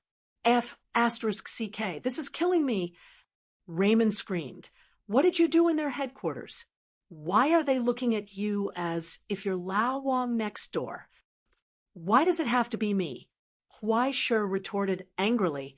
It could also be because they saw the traitor. Don't you think you've gone too far? How the F***CK would I know? I just randomly picked something that wanted to take revenge on society. Who the hell knew that thing would be? Raymond suddenly paused and awkwardly looked away. Well, it's not impossible. I knew it. Weischer was immediately filled with righteous indignation. Bastard. Hurry up and tell me what you stole. It's not even yours. Why are you in such a hurry? Raymond finally came to his senses and glared at the bastard who took advantage of him. Since we've already activated level 2 propulsion, those cripples won't be able to catch up to us. I won't ask what you did there, and don't pry into other people's privacy, okay? Weischer opened his mouth to speak. All right, everyone has their own dark history. Can you stop harping on it? No, know what? I'm also very miserable, okay? I've been wandering around hell for so many years, and I can't even find a place to refuel. It doesn't matter who you are. Shut up. Weischer's face was pale as he pointed to the front and screamed, Why are you talking so much? Hurry up and look at the road. Road. Look at the road. There's a speed limit in the sky. F***CK. Raymond had just looked ahead when he immediately screamed like Weischer. Endless darkness spread out in front of them. Then, from the darkness, a huge war chimera suddenly pounced out. It was the octopus that they had left far behind. What the hell is this? Raymond turned the steering wheel fiercely, as if he was about to pull it off. The entire truck swerved in the air and escaped the bloody mouth of the war chimera. It pressed against the tentacles of the war chimera and once again bypassed the crisis of death. But then they saw that the huge biochemical beast that they had left behind suddenly spread out all its tentacles and spat out a lump of black ink from its mouth. Then the ink wrapped around it, quickly shrank and disappeared. Above the clouds directly in front of them, a spot of darkness suddenly spread out and a distorted outline appeared. Then, the huge biochemical beast jumped out and attacked them with its claws and fangs. This dog can teleport. Raymond even forgot to curse and subconsciously raised his foot to step on the brakes, but he heard Weischer's voice beside him. "Don't stop, hit it." What the hell? Raymond couldn't understand, but out of trust in Weischer, he didn't relax his foot on the gas pedal. He rushed straight ahead toward the huge octopus that was baring its fangs and fangs. "What are you doing, brother? We're really going to die." Raymond was so anxious that he was almost speechless, but next to him, Weischer unfastened his seatbelt and waved his hand casually. "Just drive, I'll think of a way." "Hey, are you trying to take advantage of me?" Before Raymond could react, a hurricane suddenly swept in from behind the open door and stuffed his mouth. Then, the door was suddenly closed under the pressure. Weischer, who was in the passenger seat, had disappeared without a trace. In the terrifying hurricane, Weischer was almost instantly thrown to the back of the car. But the rope of sorrow pulled on the rearview mirror, and Weischer swayed violently in the wind. Suddenly, he jumped and flipped over onto the roof of the car. Under the dim light of the setting sun, the truck spewed out violent flames, as if it was driving above the grayish-black clouds, rushing toward the huge monster that was baring its fangs and fangs. "Very good. That's it." Weischer talked to himself, but the moment his voice came out, it was swept behind by the hurricane. In the terrible airflow and cold, he slowly raised his body and stepped on the car. He stood firm and stared at the violent monster that was getting closer and closer. He reached out, clenched the heavy steel, and counted down. 5. The steel twisted under Weischer's feet, and the leather boots made a sound that couldn't bear the burden, and the stitches began to break. Then, Weischer felt that he was welcoming the boiling. Along with the crazy beating of his heart, the hot blood rushed in his blood vessels, giving him the illusion that he was expanding. The rhythm of the drummer and Yu's steps overlapped, forming a rhythm that exceeded the limit. Weischer's face was burning red. He raised his eyes, for a fishy wind blew in his face, and the stinky ink seemed to have some kind of poison, smelling like the internal organs of creatures. The huge biochemical beast had already opened its mouth, and countless tentacles danced, forming a tight seal under the calculation of the chip. It welcomed the prey into its cage. The single eye was blood red. 3. In his hand, the heavy steel multiplied inch by inch, and in an instant it extended like a knight's lance to a jaw-dropping length, a full 15 meters. But Weischer's hand was not a lance. It was a hammer. The ferocious wolf had suddenly opened its eyes, opened its mouth, and roared in pain, wildly extracting Weischer's origin substance and continuously accumulating it. The pain of 100,000 people was manifested here. 2. In that instant, the distance between the truck and the fusion beast had been reduced to a dangerous distance of 1 kilometer. 1 kilometer. But for both sides, 1 kilometer was just a short distance that passed in an instant.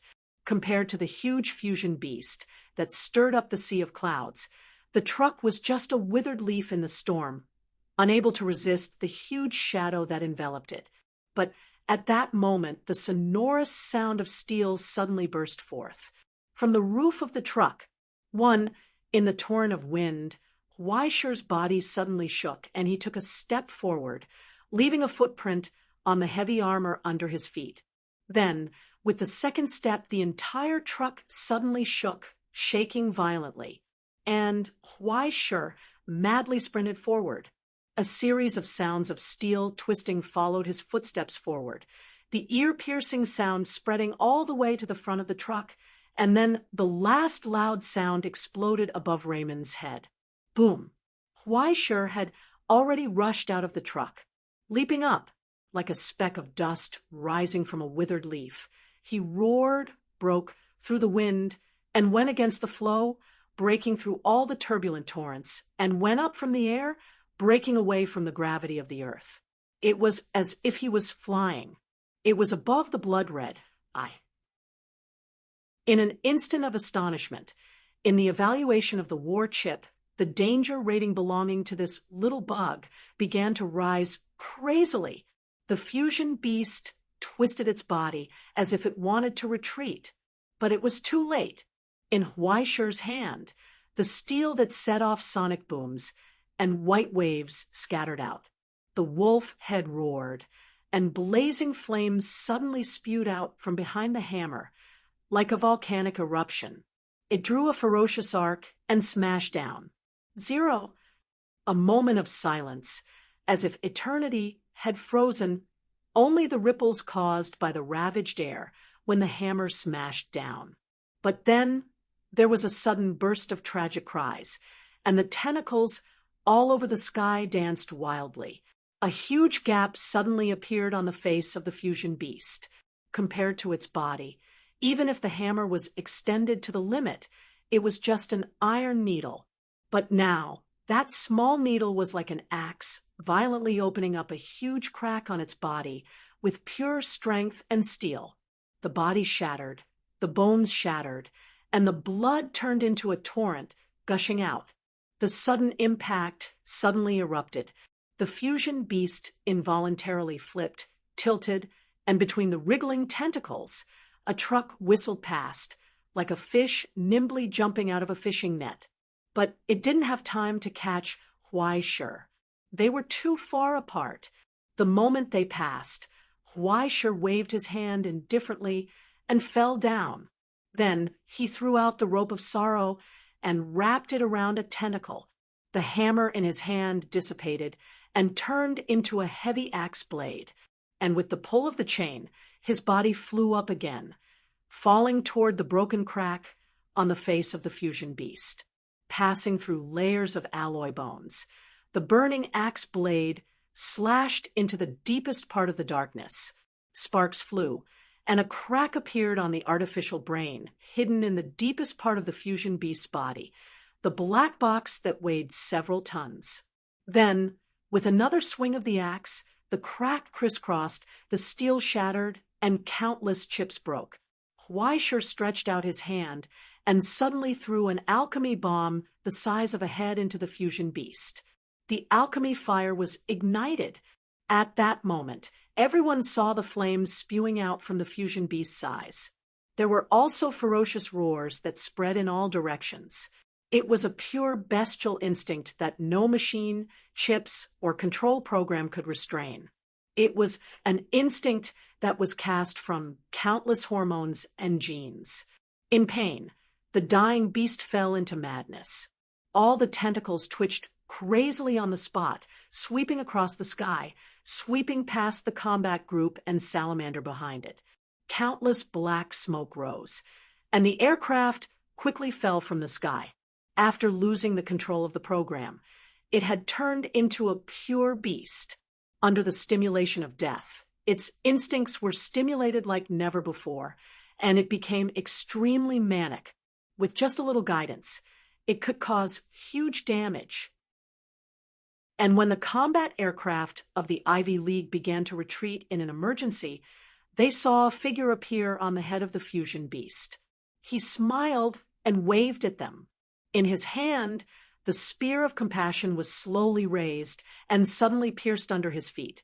It easily opened a crack between the flesh and the steel. It went deep into the brain, which was too small compared to its huge body and connected to the nerve plexus. The toxin spread through the steel that had turned into source matter. One could feel the manic bestial instinct and fear. "Oh, Dewerich, this seems to be smoking." Huaisher smiled and poured in a handful of ash. It injected a philosophical question that enlightened the apathetic and enlightened the apathetic consciousness. How many floors could a bag of rice be carried? The crazy roar burst forth again, and then thick ink spread out of thin air, covering the entire octopus. It wrapped around Huaisher and disappeared without a trace. Then, The huge octopus appeared out of thin air a few kilometers away. Its tentacles waved wildly, attacking the aircraft and salamander beside it. More than 10 salamander could not dodge in time. They were violently wrapped up by the tentacles and stuffed into its mouth, ignoring the crisscrossing firepower around it. The dying fusion beast attacked crazily, venting the huge anger in its heart that did not belong to it at all. What the hell? Raymond, who was in the truck, glanced at the rearview mirror, and his eyes almost popped out. Among the combat aircraft of the Ivy League, the octopus that was wrapped in chains was being pulled by Weisher. It was crazily moving back and forth. The gigantic monster relied on its terrifying size and strength to easily wreak havoc. As Weisher shouted excitedly, it spat out ink in the air without warning. It kept flashing, jumping, and escaping in one hit. It was as if it was riding a galloping horse. It moved freely in the siege of several fusion beasts and live bombs that filled the sky. In the end, after jumping out of the attack range of the Ivy League, it flashed crazily in the sky without any pattern. It actually ran further and further away. "Can you stop playing?" Raymond picked up the walkie-talkie and shouted, "We're almost there. Come back quickly." Amidst the chaotic electric current and the sound of the wind, there was a long silence. It was not until Raymond realized that something was wrong that there was an awkward response. "To be honest, I really want to come back, but this thing, it doesn't have a steering wheel." Weisher shrugged. "I can't brake whenever I want to, you understand, right?" "What the hell?" Raymond was instantly dumbfounded. "So you flashed crazily all this time because you accidentally went overboard? Can you be any more ridiculous? Actually, I can really—" Weisher scratched his head, feeling the strange gravity and the rapidly approaching clouds. He finally hammered his palm and came to a conclusion. "This thing seems to be falling." Chapter 580. What did you say? Raymond's eyes widened, and he almost thought that he was hallucinating. Then he saw the dying behemoth convulsing violently. It no longer had the strength to maintain its huge weight in the air. Like a kite that had lost control, it swayed and fell toward the clouds. Toward the ground. The distance was too far, and Raymond couldn't catch up at all. He never thought that the person he saved after going through so much trouble and braving the rain of bullets would actually court his own death when he was about to reach the destination. In the increasingly rapid fall, Weisher patted his head and suddenly asked, "What day is it today?" Raymond didn't know where Weisher's brain circuit was. He was stepping on the accelerator to chase after Weisher. He didn't expect Weisher's skeleton to be so strange. As soon as he finished speaking, he felt that he was going to be stupid. He couldn't understand. Don't shout people choose a good day to jump off a building? Sunday, not bad. In the hurricane, Weisher's final response came. "Didn't you say we're almost there? Let the people below prepare." He pulled the chain and showed a happy smile. "Because I'll be back like lightning, like a bolt of lightning." As the chain contracted, the tentacles of the chimera suddenly opened and pounced toward the iron-like clouds below, stirring up the hurricane. Falling down. In an instant, with the ripples of the sea of clouds, Weisher had disappeared.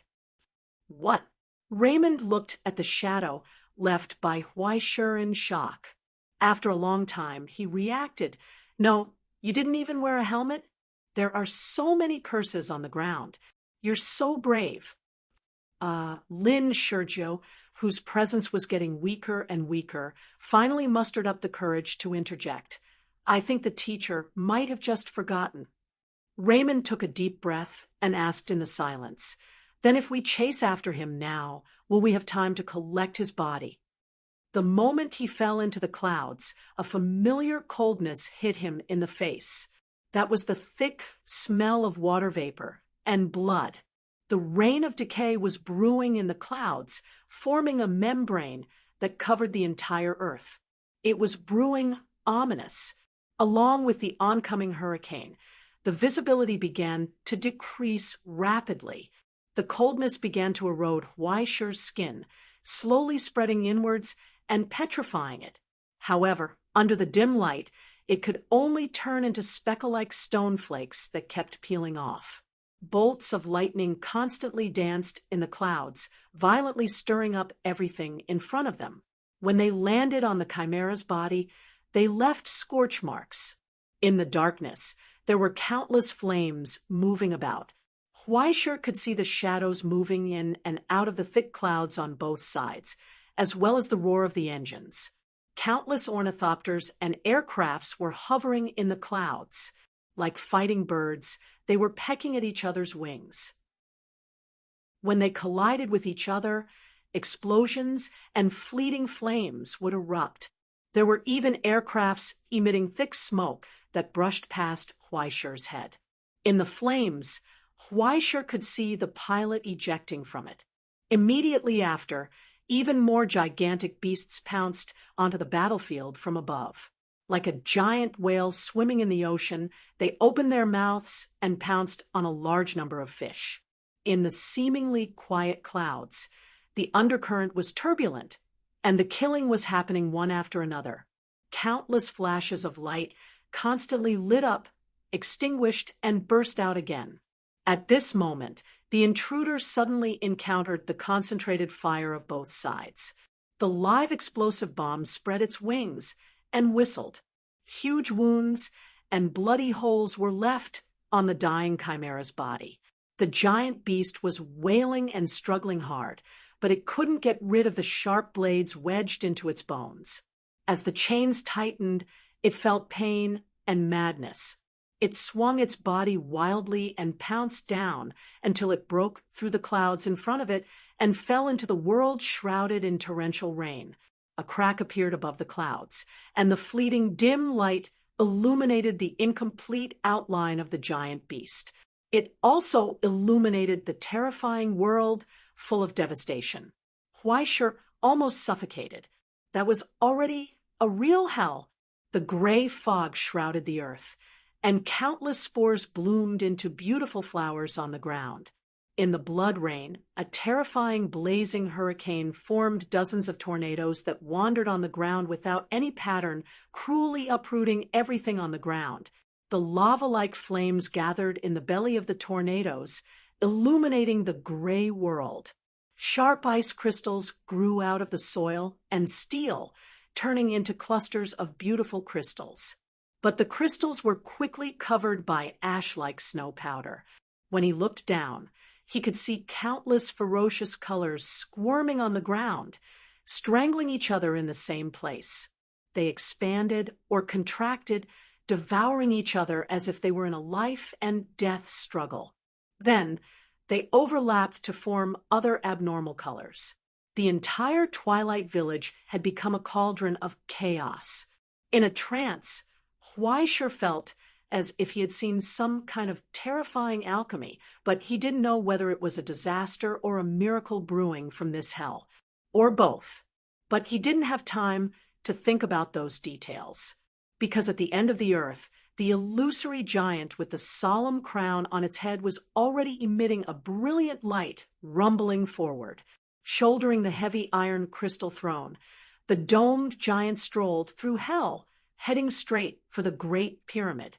It was as if gods were fighting with each other. The earth shook and the sky trembled.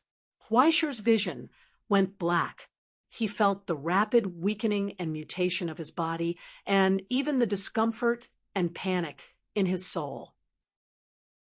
The blood rain, the febrile wind, and the sedimentation tide, followed by the highly toxic air, and even forced into a weakened state. Huaishir suddenly felt as if he was suffering from altitude sickness. He couldn't breathe.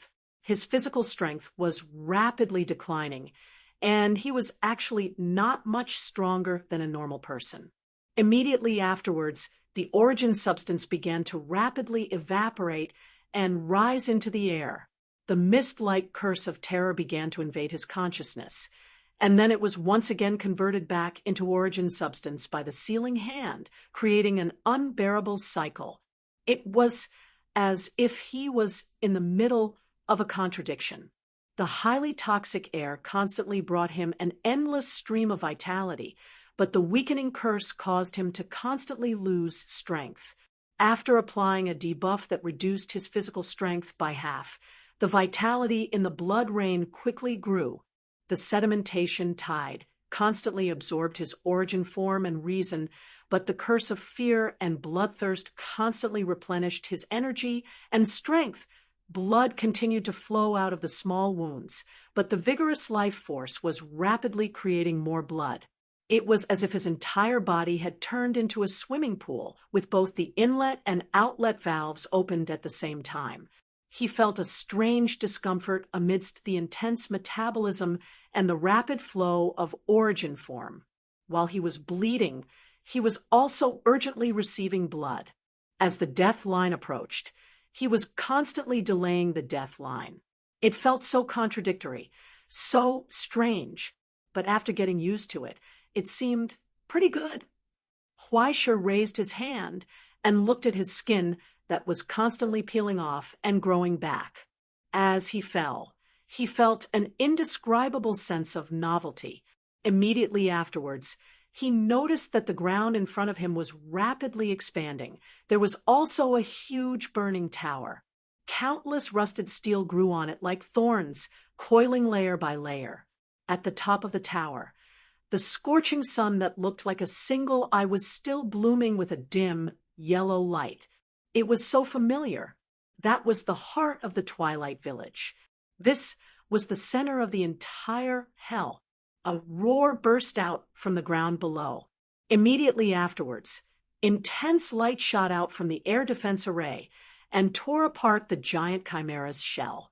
A burnt smell spread out along with the evaporating cooling liquid. At this moment, accompanied by a loud sound, a huge shadow fell from the sky.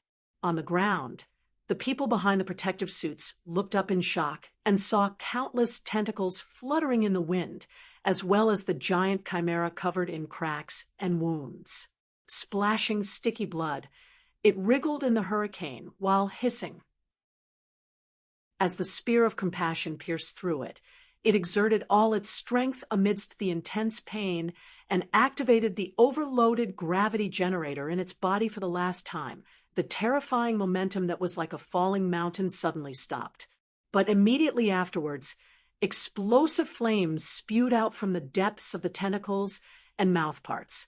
In the blood-red rain, dark green venom spread in all directions. As the ground shook violently, the huge silhouette fell into the flames, never to move again. And on top of the broken skeleton, a figure slowly crawled out from the crack in the skull. "Are you scared?" He looked around at the silent battlefield and could not help but put his hands on his hips. He looked up to the sky and laughed proudly, landing safely as expected of me. "What's that thing?" Ogiest put down the binoculars and looked at his companions beside him in shock. It seems, maybe it's Secretary Huai?" The exploration team member replied in shock. Didn't the people above say that he escaped from prison? They also said that he would be here soon. Look, he's here. Why are you calling this thing here? Ogiest felt that something was wrong. Although it's a little too cool to fall from the sky with such a big thing, didn't he land safely? The exploration team member hid behind the bunker and could not hide his envy. That's great. If I have the chance, I want to play with it too. Who the hell cares about what he's carrying when he falls down? Ogiest pulled his hair and was about to go crazy. He pointed at the biochemical behemoth and the bunker of the Eye of Nightmare in the distance, as well as Huaishe, who was standing in the middle with a smug look on his face. But why did he fall into the opposite camp? Ogiest was about to go crazy. It can't be because he betrayed us, right? That's not impossible. The exploration team member lowered his voice and said, "I have a junior who went to the Ivy League." I heard him say that Secretary Huai went to the Ivy League for less than 2 weeks and even had a child. Look at how happy he is. And now, Huaisher finally realized what was wrong. There was no envy and admiration in their eyes as he had expected. There was no cheers from his colleagues or warmth from the Iron Crystal constellation. And why did the uniforms of the people around him look so much like the Ivy League? Amidst the silence, those gazes gradually became dangerous. Chapter 581. There was a short period of silence on the battlefield, the eye of nightmare, and the ascendants of the Ivy League looked at each other. Finally, they looked at Huaisher, who was standing on the head of their domesticated beasts with his hands on his hips. He looked very powerful. 100,000 question marks appeared on their heads. What the F***CK was a surprise. Half an hour ago, the news of Huaisher breaking out of prison had already reached everyone's ears. A lone hero, brave into the tiger's den, defeated and captured, endured humiliation, waited for the right time, seized the opportunity, risked his life to break out of prison, fought against a Tier 4, successfully escaped, killed the ferocious beasts. And the hell umbrella descended. He skillfully jumped left and right between eating in the village and going home to eat. After courting death one after another, he relied on his own set of tricks to successfully blind the dog eyes of both sides. It was as smooth as flowing water, and it was so smooth that it left everyone dumbfounded. After that, he suddenly jumped out of the hinterland of their own side, as if he had jumped out of a crack in a rock. He had a smug look on his face. At this time, anyone would feel that something was wrong, right? Everyone retreated in an instant. They were on high alert, and on high alert. All the hair on their bodies stood on end, and they immediately came to a conclusion. This was a conspiracy. Coincidentally, Huaisher also came to a conclusion at the same time. It was the same 4 words, but it was not the same as theirs. "It's over." In this sudden silence, he instinctively wanted to use French etiquette to improve the relationship between the two sides.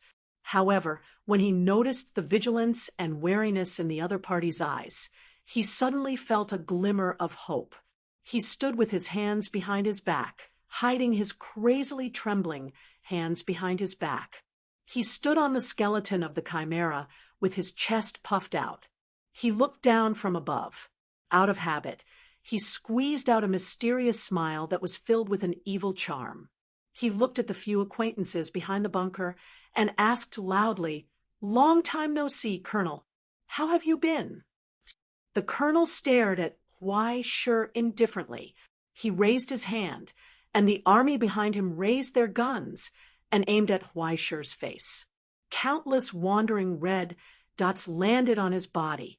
However, Huaisher remained unmoved. His heart was about to stop beating out of fear. However, his expression became more and more solemn and sacred.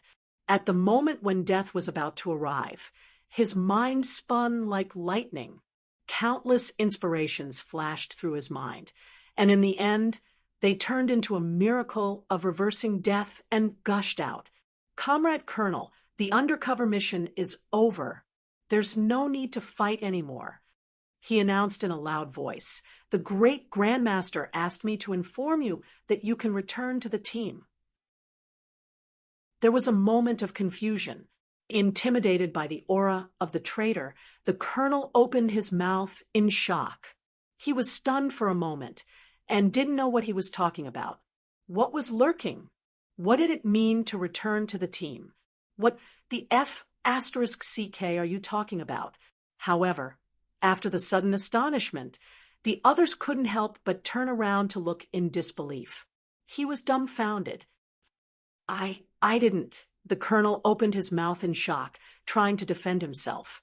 But then he saw Huaisher's body suddenly collapse on the corpse of the chimera. Rolling darkness spewed out, and the darkness of the burial sanctum enveloped everything around it. Countless afterimages emerged from it. They turned around in unison.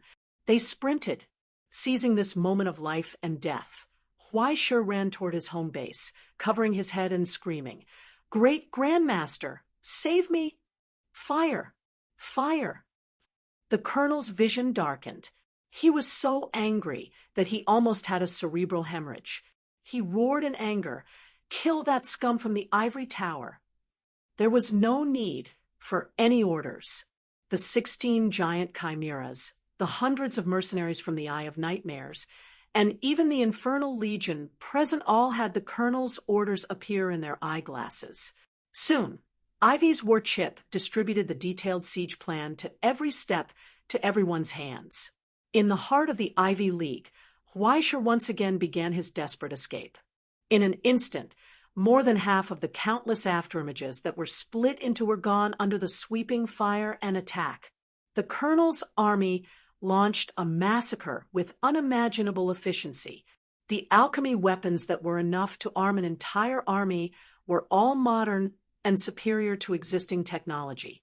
Now, they were displaying terrifying efficiency in hell.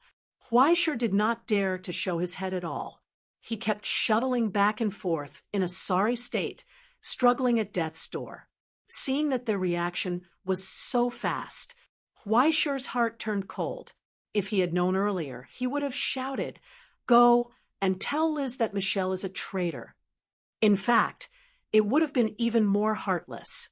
He could have played the same old tune and talked about his non-existent romantic affairs in prison to distract them. But that would have been too heartless. Even if he did not have a conscience, he should at least have a bottom line. If it was not for the fact that he was about to die and had no other choice, he would not have chosen to do that. It was too painful to have a bad reputation. Social death and biological death were both death, but the former was more painful. His reputation was already terrible, so he should quickly accumulate some good karma. The more he accumulated, the better. He felt that if this wave of attacks did not go well, he would be able to use it soon. The fourth time, Shadow Burial shuttled. Huaishir's figure suddenly appeared from the darkness of the bunker. With a flying kick, he stepped on the back of the Eye of Nightmare's head and fled in a sorry state under the relentless gunfire of the machine gun. "Humph! Get out of the way! Let me do it!" The furious colonel had lost his patience. He pushed away the sniper in front of him, then raised his hand and took out a heavy steel object from the box on the ground. He carried it on his shoulder.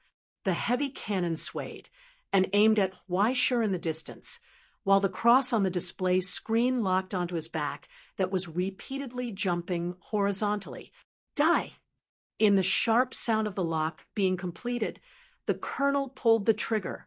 Instantly, blazing flames spewed out from it. With terrifying firepower that was enough to burn an entire tank to ashes, the shoulder-mounted rocket launcher roared and flew toward Huaishir with a dazzling light. A premonition of death instantly rose from the back of Huaishir's head. In fact, he felt as if he had fallen into an ice cave. There was a cold chill everywhere, and it made no difference at all. However, there was always a sequence and priority of death. Some deaths were more peaceful, while some deaths were very tragic. Didn't I just King escape from prison? Why did you use a rocket launcher to mess with me? Huaishir shouted in grief and indignation. He exhausted all his source substance and used the fifth shadow burial shuttling.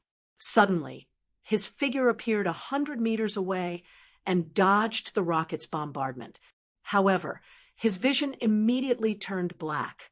As the shockwave spread, countless gravel and soil flew over like sharp arrows.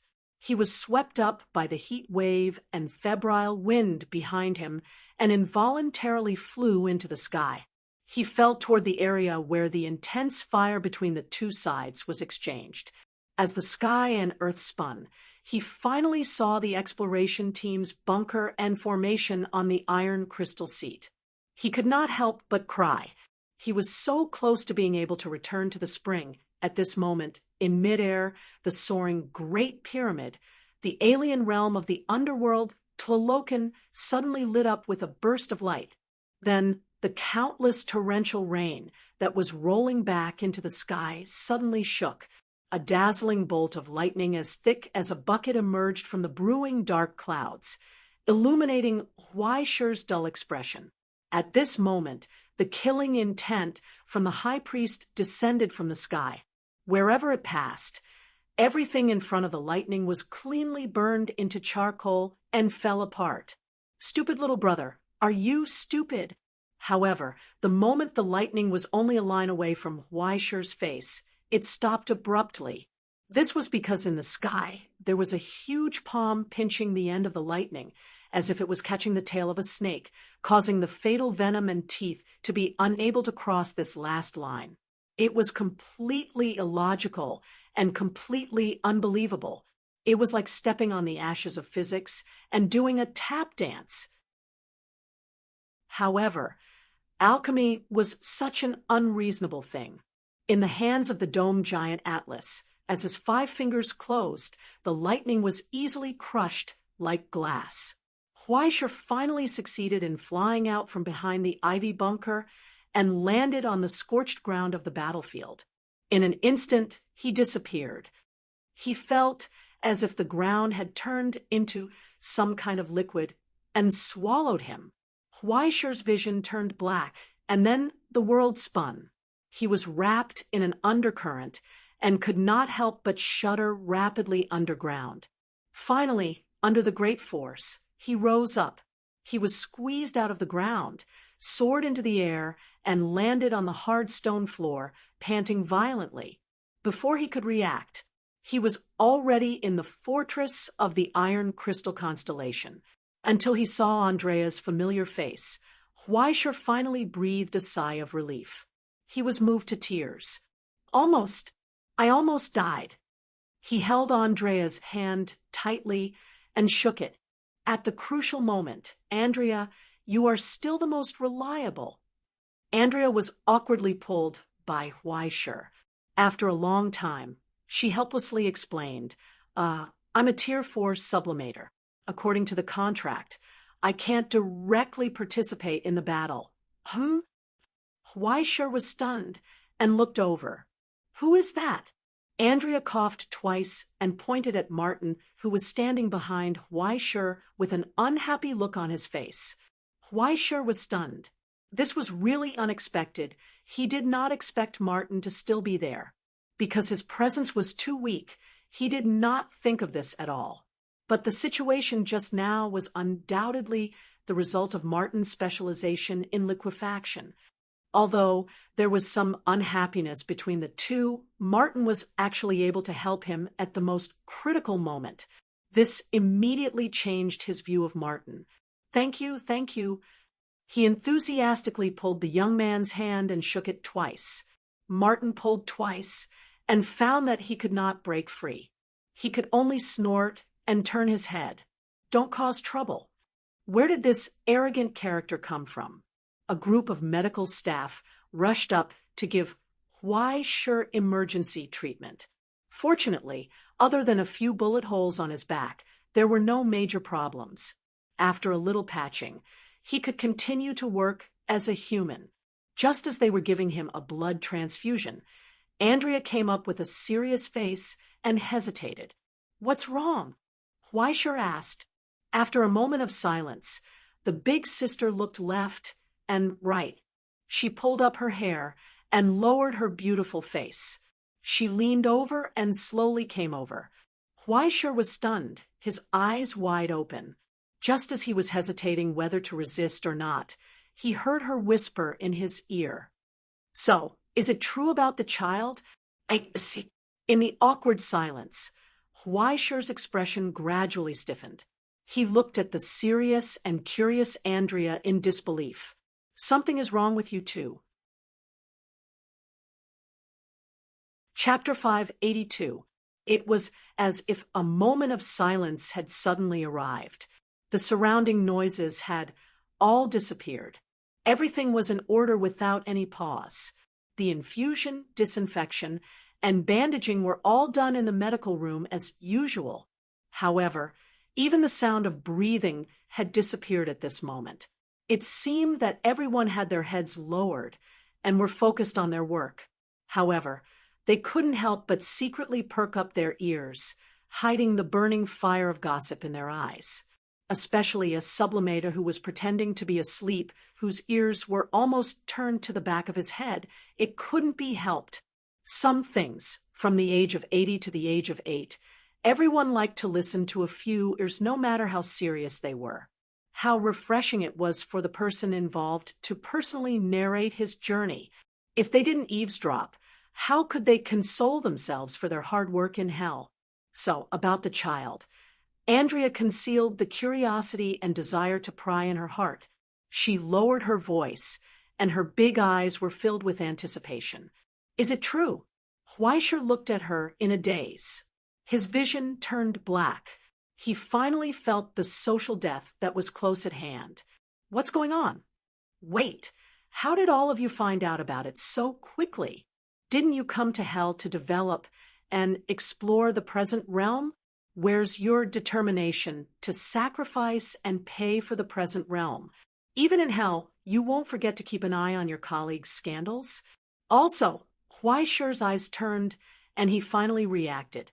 His expression became serious. Who said this? Grandmaster. After Andrea finished speaking, she immediately covered her mouth in shock and disbelief.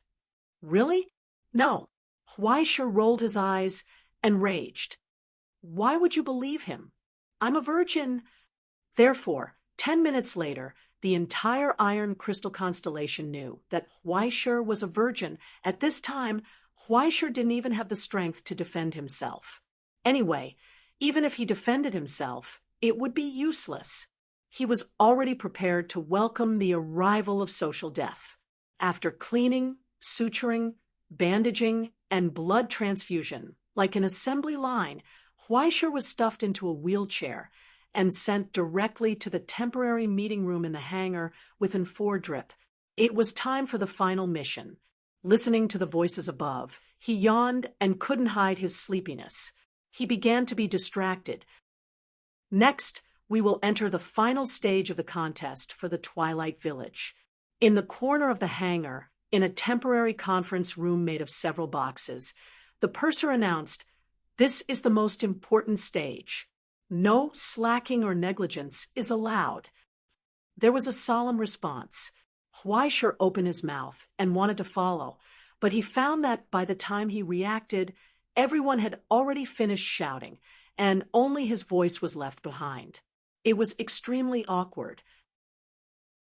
The purser looked at him and said, "According to the divination and the calculation of chaos in the control room, we will be able to completely crack the outer defense and activate the central tower in 20 minutes. It could be foreseen that there would be a lot of unknown changes in the Twilight Village. When the time comes, the Grandmaster will need to use all his strength to compete with Ivy for the right to control hell. He won't have time to care about anything else. Ms. Andrea will be in charge of the defensive line, but she will not take action unless absolutely necessary. I will be in charge of the mission and command. Therefore, the victory or defeat of the front line will be in your hands." Everyone raised their voices in response. This time, Huaisher finally kept up with the rhythm and did not fall behind. The purser looked around and announced, "Then, according to the previous arrangement, after 10 minutes, everyone will start to move. The members of the exploration team will still be led by Ogiest. You need to prioritize the safety and action of the scholars and alchemists. You should have already been used to it, so I don't need to say more. Your purpose is to ensure that the eternal core furnace can be activated smoothly. Apart from that, the priority of everything has to be lowered." In the drowsiness, the purser's voice seemed to be getting farther and farther away. Huaisher lowered her head and fell asleep in exhaustion. In this short sleep, he seemed to have a sudden flash in front of his eyes, and he appeared in the middle of a forest full of birds and flowers. It was a scene full of vitality. What the hell? Huaisher looked around blankly, above the countless lush trees, artificial stars under the night sky, and the eternal sun hanging between heaven and earth. There was a pleasant laughter in the distance, and there were people talking softly. But when he looked up, he saw a huge shadow at the end of his sight, like a huge tower holding up the whole world. It was like a carefully carved tombstone. Just looking at it made him feel an inexplicable fear and uneasiness, an indescribable pain. An invisible hand was ravaging his lungs and clenching his heart. He fell to the ground and tried to get up, but his limbs were quickly breaking like fragile pottery, falling apart as the cracks spread. Darkness gushed out from the cracks like a spring. When he tried to raise his head, he saw the strange shadow in front of him, wearing a crown and wearing a solemn robe. The withered skeleton was looking down at him. Its lips opened as if it was saying something, but Huaisher could not hear it clearly. In the drowsiness and pain, only a thunderous voice could be heard. Huaisher. In his ears, an unhappy voice suddenly sounded. Huaisher, can you hear me? I'm here. Huaisher opened his eyes, sweating profusely. He finally woke up from the nightmare. There were no ghosts or demons in front of him, only a huge figure, glowing with the light of steel, looking at him with a frown. It was the Grand Master. In the palm of his hand that reached for Huaisher, the light of the alchemy's secret instrument slowly dissipated. The meeting had ended at some point, and there was no one else around. In the distance, the purser saw that Huaisher had woken up and turned to leave. How long was I asleep? 10 minutes, the Grand Master replied coldly. After the meeting, Simon realized that you wouldn't wake up no matter how hard he tried. So he dragged me here. At that time, I was preparing to decipher the important steps before the refinement, and the whole process was delayed by 10 minutes. Thanks to you, I really hope that you can win back those 10 minutes. I will. Huaisher forced a smile and wiped the sweat off his face. Did you have a dream? The Grand Master asked. Yes. Huaisher nodded, recalling the scene in the dream, and frowned. Sunmaker, he seemed to have something to say to me. He's not the only one who has something to say to you. There's also this one in front of you. The Grand Master lowered his head, scrutinizing his face, and asked word by word. Now, Huaisher, answer me. Are you still awake? Yes. Huaisher nodded. Then, are you up to your task? I can. Huaisher answered. The Grand Master didn't say anything else, silently staring at him, as if trying to smell any trace of uneasiness and fear. In the end, he nodded slightly. I hope so. He picked through the medicine box next to him and quickly mixed the medicine. Finally, he picked up the syringe, pressed it against Huaisher's neck, and pulled the trigger. The cold medicine was instantly injected into the carotid artery. After a moment of discomfort, Huaisher's drowsiness began to quickly fade, and he regained consciousness. It seemed that his breathing had become much smoother. What is this? A stabilizer for spirituality that can temporarily keep your consciousness clear. In fact, you should be given the regret medicine, but very few people can withstand the impact of the mind mechanization. The Grand Master pulled out the syringe and threw it into the trash can. After all the subcontrol centers are activated, the Twilight Village will enter the active stage. The records left in hell will be more active than usual, and it will also have a deeper impact on you. Originally, it was more subtle, but you have been locked up in the Ivy League for a while. It will be difficult for you to adapt when you suddenly return to the ground. I'm allergic? Huaisher couldn't believe it. This is also an inherent flaw of celestial genealogy.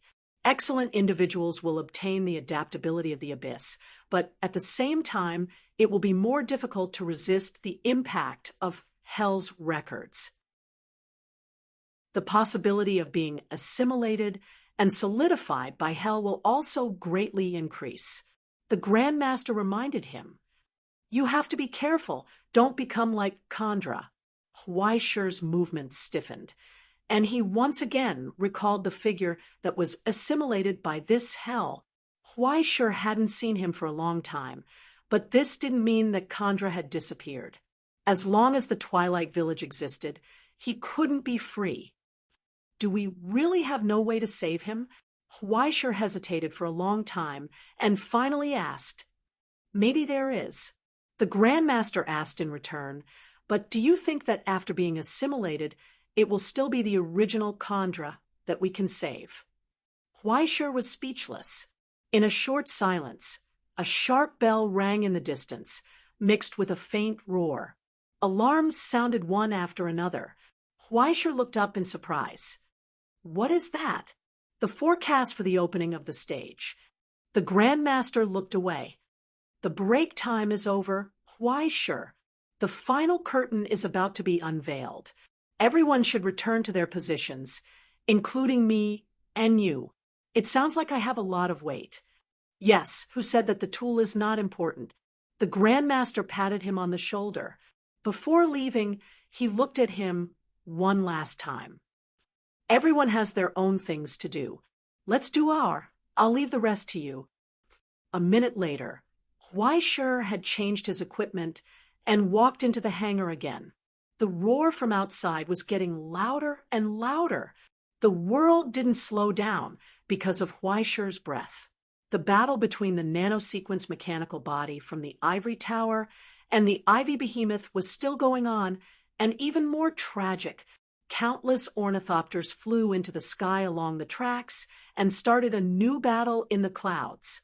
Through the blood rain and fog outside the door, one could see the flames rising one after another. In this real hell, both sides were trying their best to make this hell even more hellish.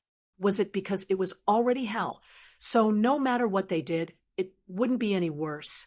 Or was it because after coming to hell, they had no scruples about releasing their nature? It was hard to understand.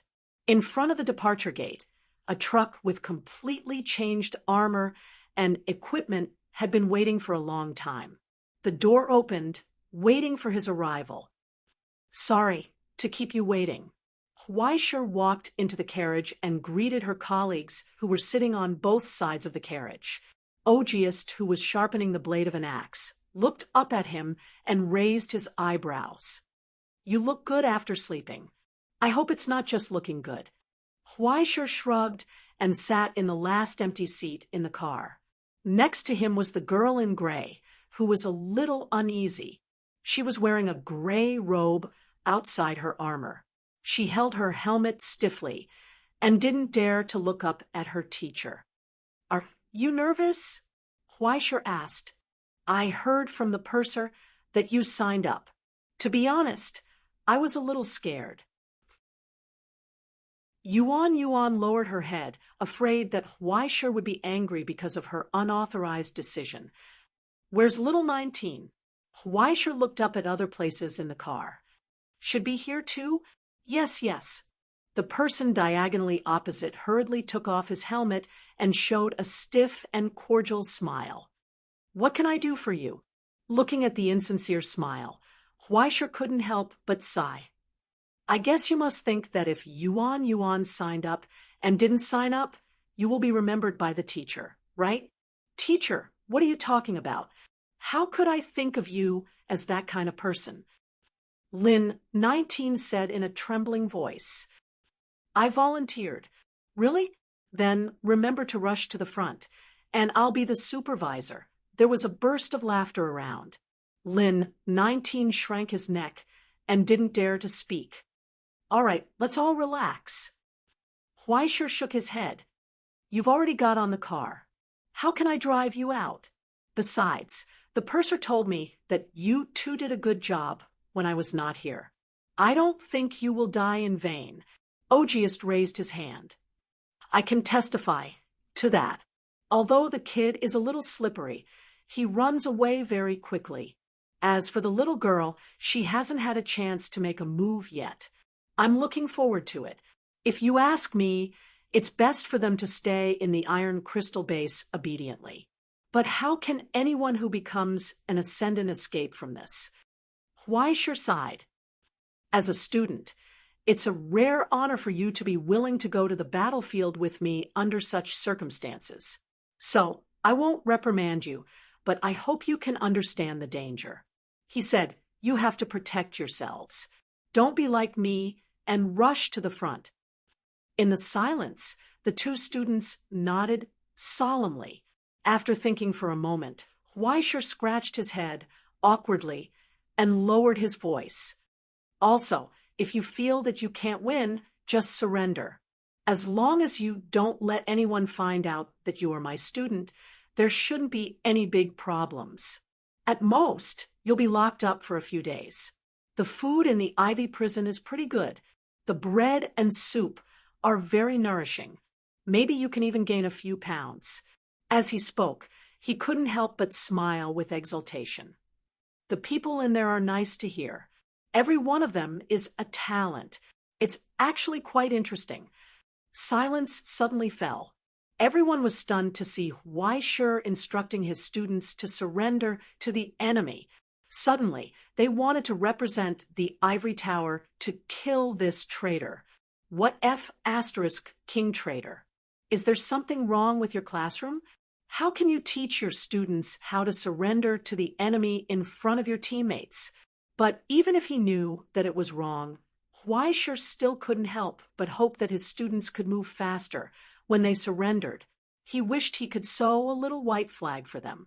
Of course, he would love his own children. It wasn't easy to have two students. If one of them died, he didn't know how sad it would be. But no matter how worried and uneasy he was, he couldn't drive them out of the car. After all, after becoming a sublimator, unless they stayed in their own place forever, who wouldn't have such a day? Huaishir wasn't worried about Yuan's ability to protect herself, but Lin Shurjiu didn't have any ability to fight head-on. Huaishir could only give him the sacrificial knife and instruct him to be a long-range support obediently, but he didn't need Huaishir to instruct him to do that. If it was time to run, he would definitely run faster than him. Just like that, after a short wait, the car doors slowly closed. In the blood rain outside the door, a storm suddenly swept through. Countless flames rose slowly and occupied the sky, as if the whole world was completely ignited. The world was immersed in blood and flames. The truck that had been waiting for a long time suddenly shook and rushed toward hell in front of them. At that moment, everyone stopped talking. They clenched their weapons in solemnity. From this moment on, the war to determine the ownership of hell began. Chapter 583. In the darkness. Michelle opened her eyes on the altar. Has it begun? He asked. Yes. The old man below the altar nodded and quietly waited for the order from the host. A damp wind blew from afar. It's raining, Michelle muttered in realization. Yes, I've only slept for a while, and it's already like this. Michelle lifted her turbid eyes from the restraints of the altar. Countless sharp thorns and roots pierced out of his body, coiling around the throne that represented the seat of God. In the end, the roots sank into the ground and stone slabs one by one, connecting him and this huge divine mark as one. Then a heavy pulse and heartbeat came from the depths of the darkness, like a tide. With every pulse, Michelle's eyes were filled with painful blood vessels. They overlapped and covered her old eyes in a scarlet red. I originally thought that I would be able to last longer. Looks like I'm really getting old. Michelle murmured softly. She lowered her head weakly, as if she did not even have the strength to support her neck. So tired, he said, As for what happens afterwards, no, I should say victory or defeat. I'll leave it to you, Pandalong. Beneath the altar, Elder Pandalong's shoulders jolted, and he couldn't help but step forward with widened eyes. Please don't give up so easily. I didn't give up, Michelle interrupted him and told him calmly, Pandalong, I haven't given up yet. Pandalong was stunned. Now that things have come to this, I feel very ashamed. On the altar, the alchemist said, I am no match for Mikhail. Even if I can tie with him now, it's not because of my talent and hard work, but because I've already used all the dirty methods. No matter the cost, no matter the means. However, this was already his limit. Even if he used the last of his strength, he was still unable to cross that bottomless abyss. He had tried and prayed countless times, but that was all he could do. Michelle said calmly, From the past until now, I have never won against him, not even once. Thus, he admitted the bloody truth with great humiliation. Whether it was the results, the status, the identity, or the woman he loved, looking back on his life of unwillingness, grief, and indignation, those vivid memories were actually all engraved with pale defeats. He chased with all his might and used all his means to challenge it, but in the end, he could only fall into the abyss with bitterness and pain. The pain of the shadow can never be seen by those who are illuminated by the sun. He'd originally thought that after so many years, he'd already been able to forget those lowly pasts, toss them aside, and play down everything. But now, when he thought about it, he felt such heart-wrenching pain and such unwillingness. He had never hated failure as much as he did now. No matter how small the failure was, he could not accept it. He had never desired victory as much as he did now, even if it was the most humble and insignificant victory. I'm already old, Pandalong. I can't take another step forward. However, you still have a future and possibilities. Michel lowered his head, begging like a beggar. He said, Please help me win against him. Before I die of old age, let me try one more time. I've lost countless times in my life, but only this time. I want to win. In the silence, Pandalong wanted to look away. He couldn't bear to see his close friend in such a sorry state, but some kind of force didn't allow him to look away. It didn't allow him to look down on that thin and tired man. It didn't allow him to avoid such a request. You'll win, Michel. Pandalong raised his head and told him with determination, as if he was declaring the truth. I promise we'll win. Hence, the alchemist on the altar chuckled softly. Thank you, Pandalong. He calmly closed his eyes. He no longer had any worries. Here, he offered this old body as a sacrifice, imitating the inverted god who had once sacrificed himself.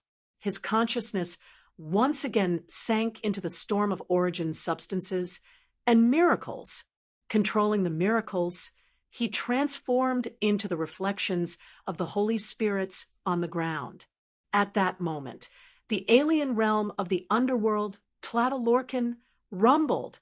Endless lightning burst forth and slashed at the dome giant in front of him. Michael from America and Michael from the Russian Federation, two names of the same origin, two brothers of the same sect, two completely different fates. With 42 years of humiliation and unwillingness, he once again stood on the arena and challenged the unattainable great grandmaster. The reflection of the Holy Spirits opened his eyes above the clouds. Come on, Mikhail. Let us once again determine the winner. The sky and earth shook, thunder and lightning struck. The earth trembled continuously, and the rain of blood was swept up into the sky by the hurricane. Behind the broken dark clouds, huge shadows collided with each other, bursting out a disaster-like tornado. Huaisher leaned against the window in shock and stared at the intense flash of light coming from above. What the hell was going on? The battle had started?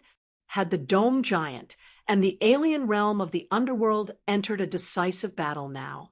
The newbie on the ground trembled. Once again, he became an ant under the giant's feet, dodging the aftermath of the sky in a sorry state. However, he couldn't go back home to wash up and sleep. Instead, he stubbornly drilled into the deepest part of hell.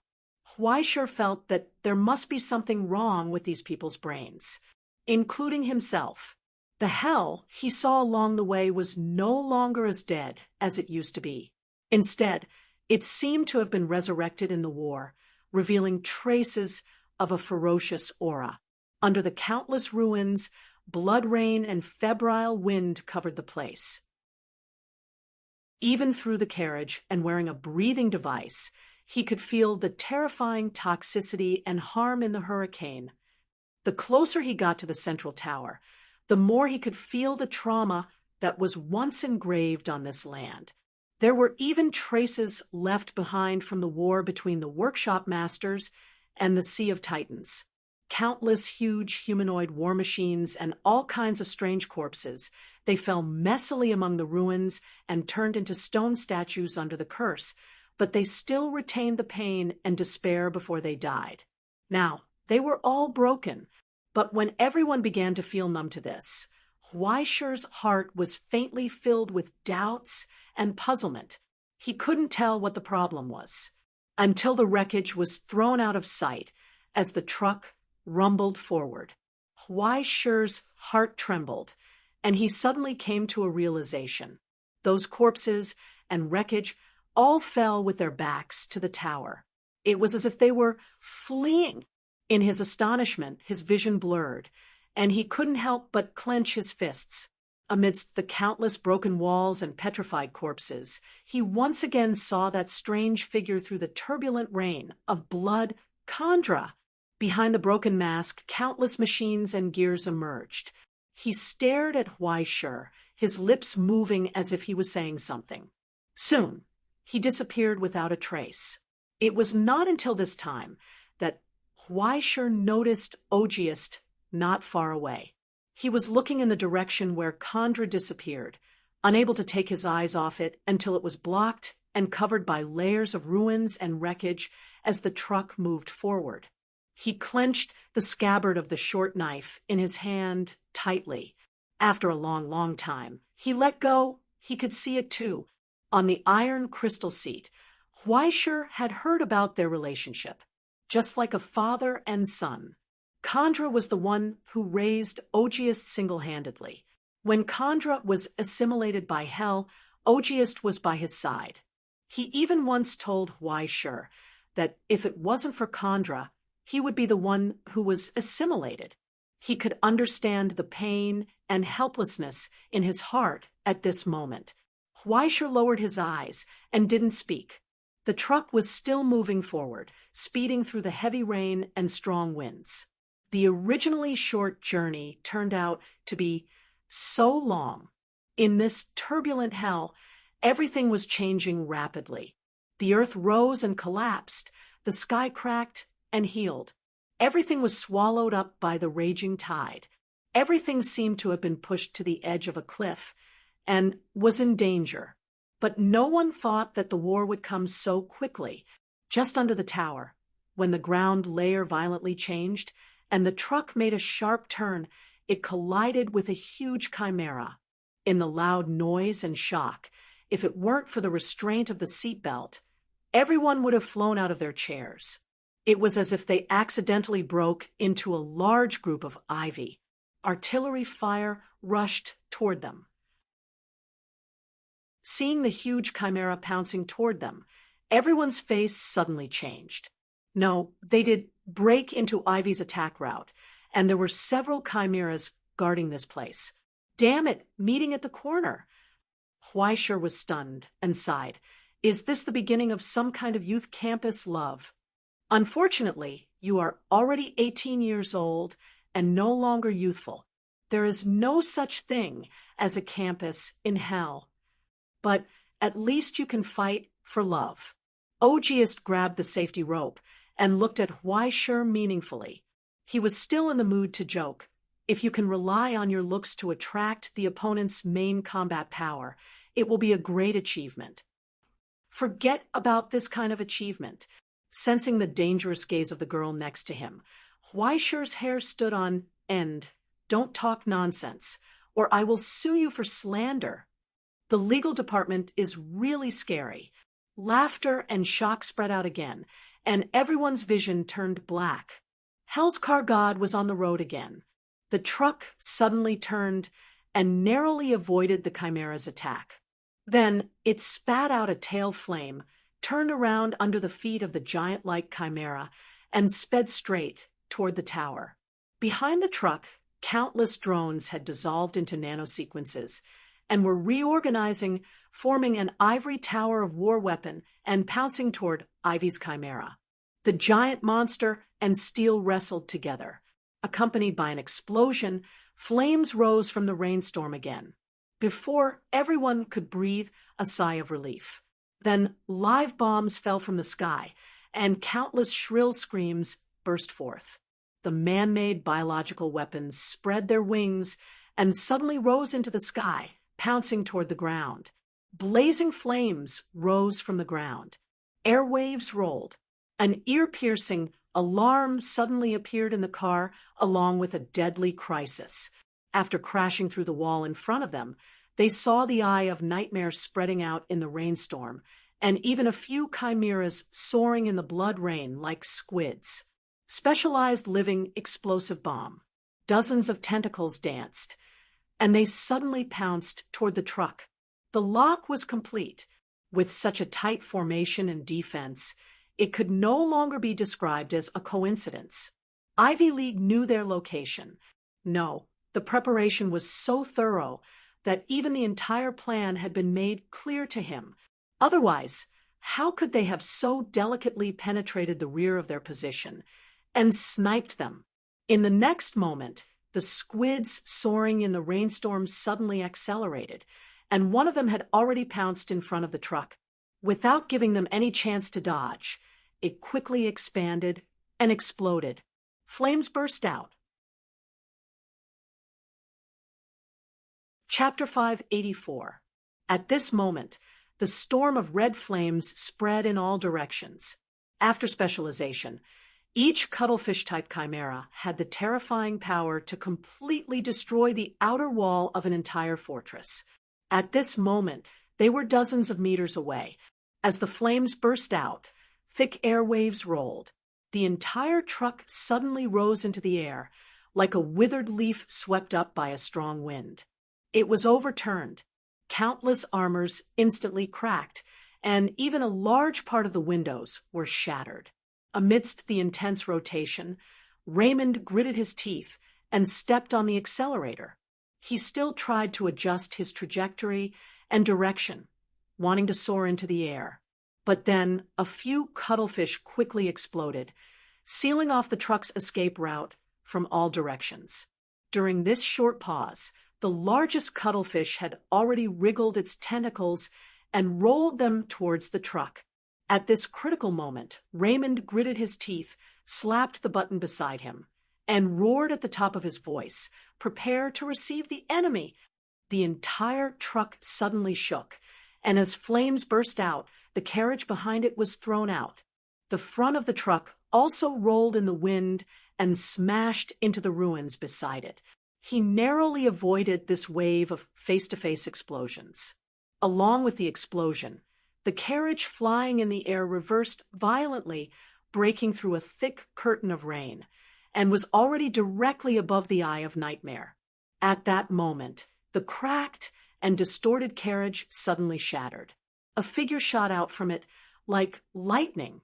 He faced the ground. "Take my hammer." The heavy hammer was raised, and flames burst out, tearing through the rain of blood. The wolf's head was full of ferocity as it smashed towards the enemies below. Iron and iron collided at that moment. Immediately after, the strong ones completely defeated the weak ones. The thick and heavy shield shattered under the impact of the hammer falling from the sky. Then, the figure behind the shield flew backward. The first to bear the brunt of the attack opened up a gap. Huaishir threw out an alchemy bomb, forcing the people around him to retreat, barely clearing a small safe space. But then he was forced to retreat under the siege that exceeded his limit.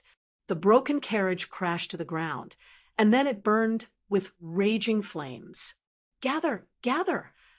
Pulling out the frost axe, Ogiest roared at the members of the exploration team, intending to reorganize their formation. However, it would be difficult for them to break through the suppression of the Eye of Nightmare for a while. Huaishir flicked her hand and threw the card in her pocket. He summoned the flock of crows again. Holy! The park guards appeared again. The giant rat men covered in steel and power armor roared and rushed into the battlefield, opening up both sides for Huaishir. During the temporary respite, Huaishir had already spotted the commander behind the Eye of Nightmare's formation. He raised the Sword of Virtue in his hand and pointed it forward. The guards on both sides raised their giant shields and trampled on the mud with a roar. Huaishir broke through the rain curtain and the large group of interceptors in front of him and pounced towards the core of the Eye of Nightmare. Regardless of whether it succeeded or not, it would involve most of the Eye of Nightmare's energy. It would give Ogiest time to protect the scholars calmly and summon the Frost Giant army. As Huaishir charged forward, the heavy shields of the park guards kept vibrating, letting out sharp sounds of collapse. It was like an iron ball trying to squeeze into solidified butter bit by bit. It was difficult to break through the Eye of Nightmare's defense line, and it was almost destroyed by the recoil and digested by the other party. The bone burial sanctuary opened, and Huaishir's figure suddenly disappeared. He jumped out of the Eye of Nightmare's formation, bringing with him rolling darkness as he tried to counterattack. However, the captain of the command indifferently pulled out the halberd that was inserted into the ground. Under the protection of his subordinates, he counterattacked Huaishir, the captain of the Eye of Nightmare, the experienced Gain. Without the slightest bit of impatience or rash advance, the man commanded his subordinates and steadily maintained a safe distance, wearing down the energy of the park guards. Just as Huaishir was slightly careless, he suddenly roared and slashed with the halberd in his hand. It pierced through the cracks in the heavy shield and pierced through the armored rat men behind him. Blood splattered. After losing the protection of the shield bearers, the guards on the right wing were instantly defeated by the counterattack of the Eye of Nightmare. Huaishir retreated in a sorry state and kept flashing. After losing several guards, he finally rushed out of the encirclement of the Eye of Nightmare.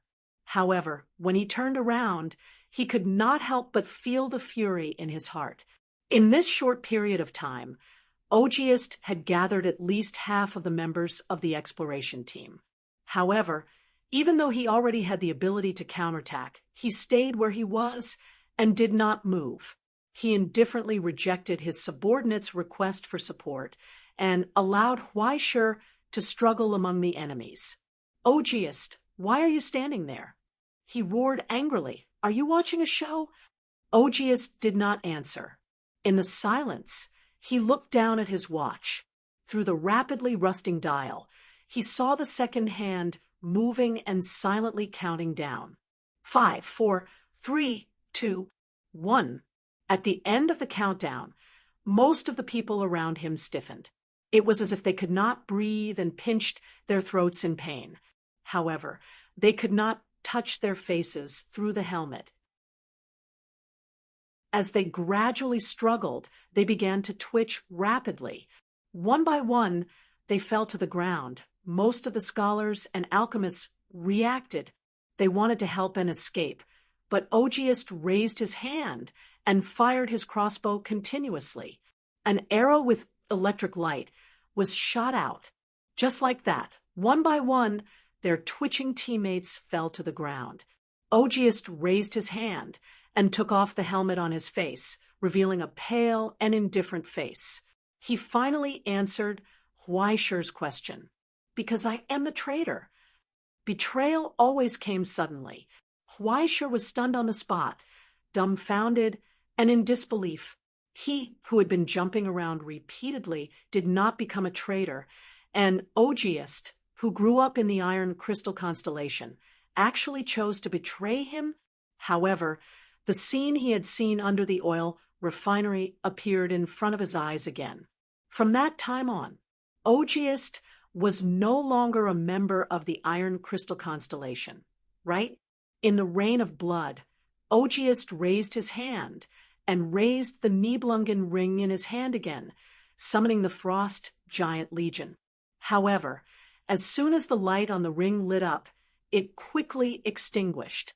It was dim and had lost all its miraculous power. It was as if he had already made a countermeasure against this. Ogiist raised his eyebrows in understanding. Sure enough, Simon is on guard against me. That old man always seems to be able to guess a little bit of everything. Unfortunately, he always hides his guesses in his heart and doubts them repeatedly, but it is always difficult for him to make a decision. Otherwise, the situation would not have become like this. Simmons Jiang, that was the name of the purser. Perhaps he had already noticed Ogiist's abnormality and understood how paranoid the child he had watched growing up was, but he still could not believe that he would do such a thing. At that moment, Huaishir saw the dagger on his waist and finally understood. Is it because of Kandra? Ogiist did not speak, nor did he refute Huaishir's guess. Are you crazy? Huaishir was furious. Kandra's death was not caused by the Grand Master. Even if you hate him, you should find the right dash. Kandra is not dead. Ogiist suddenly made a sound, interrupting Huaishir's words. Across the heavy blood rain, Ogiist stared into his eyes and told him word by word, he is still alive. Huaishir was speechless. After being assimilated by hell, who could say for sure whether he was alive or dead? Perhaps as early as the moment of assimilation, Kandra was no longer the person he used to be. No one knew what was left behind. What did the Ivy League give you? Huaishir's expression gradually turned cold, and he pulled out the cold axe blade. Let me guess, they can bring Kandra back to life? Just by saying that, you believe it, right? I'm a little doubtful whether you have a brain. So, the Grand Master didn't tell you anything, right? Ogiist's smile became mocking. That guy always likes to pretend to be mysterious. He knows everything, but he doesn't say anything. He keeps saying that the history of hell is insignificant, but in fact, he has been hiding the truth. Just like he won't tell you that the core of eternal frost is here. And he won't tell you that in addition to creating the sun and moon and recreating all things, the group of forgers also really developed the machine of immortality. Huaishir was stunned. Unbelievable. It wasn't that he couldn't believe it was true, but he couldn't believe that Ogiist would actually believe such a thing. He wanted the Ivy League to use the seized machine of immortality to help him resurrect Kandra, but it was simply too ridiculous. In this world, there was only one thing that could truly be immortal, the destruction elemental beasts of immortality. Other than that, even God couldn't do it. Ogiist never understood how nervous the Astronomy Society was about such a taboo. Huaishir didn't even need to use his brain to think. As long as there was a slight possibility that the machine of immortality was real, the Doomsday Bell would ring for it.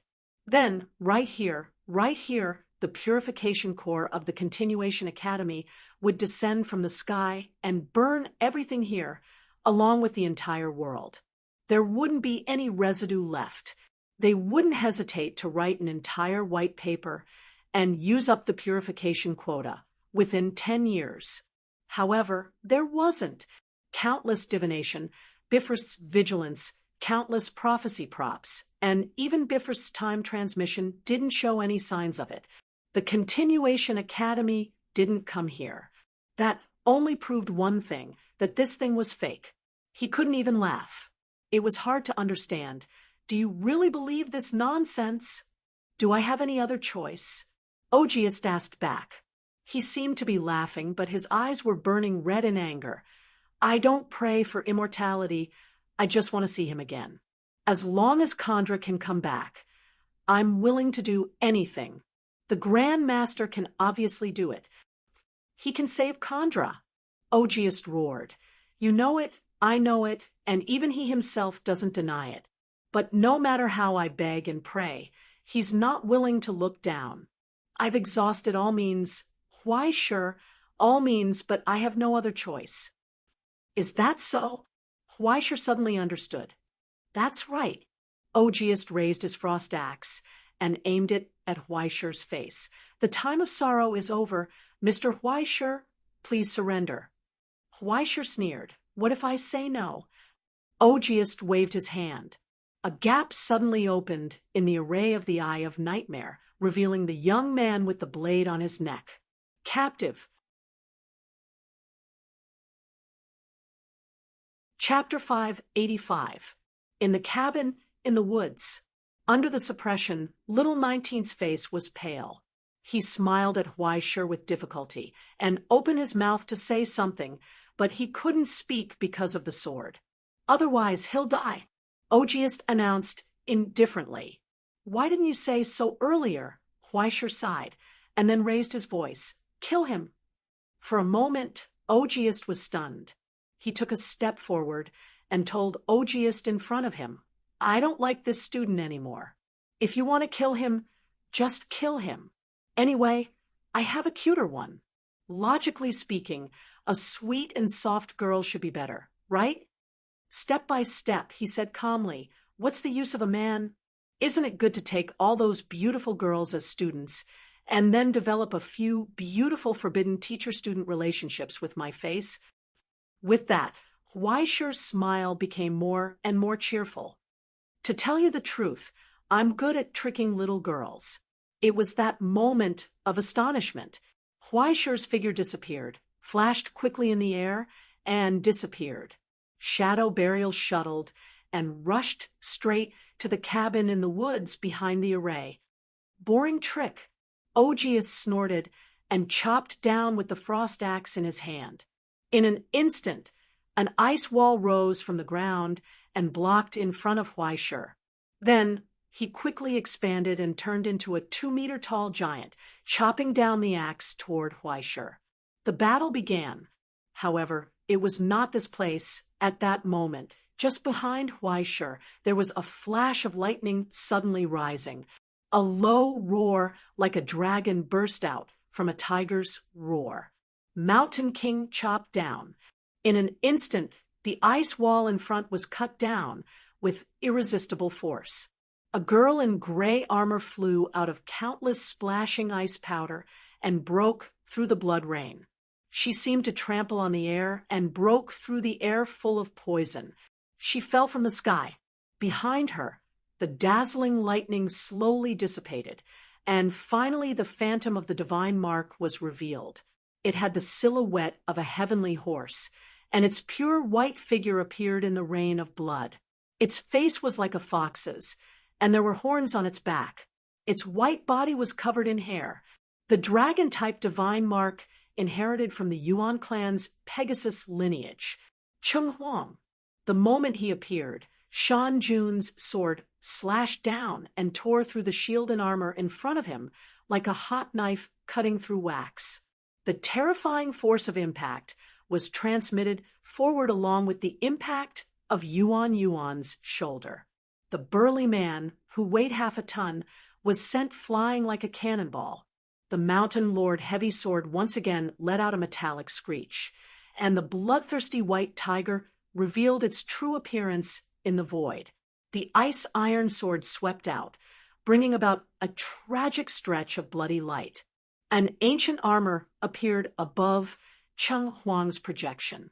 The pitch-black armor looked ferocious, making Cheng Huang look even more majestic and cold. It was the arcane armor. In the blink of an eye, he had charged straight in. However, Yuan Yuan did not care about the small house in the forest that was close by. Instead, she charged straight to the core of the formation, catching them off guard. When Cheng Huang charged at full speed, coupled with the terrifying lethality of the Mountain Lord Heavy Sword, it brought about a high speed and a huge threat that Huaishir could not hope to match. The general had been famous for 30 years, and the real Cheng Huang had appeared in the human world again. Around Yuan Yuan, countless black shadows suddenly flew past and wrapped around the enemies, causing their movements to freeze for a moment. At this moment, life and death were separated. Behind the Eye of Nightmare's formation, a heavy halberd slashed out and blocked in front of Yuan Yuan, causing Cheng Huang's charge to pause for a moment. It lost its speed. "Kill those two brats." Gaines, who had been through many battles, roared and attacked Yuan Yuan with all his might. Even if the enemy was a little girl, he would not relax or slack off.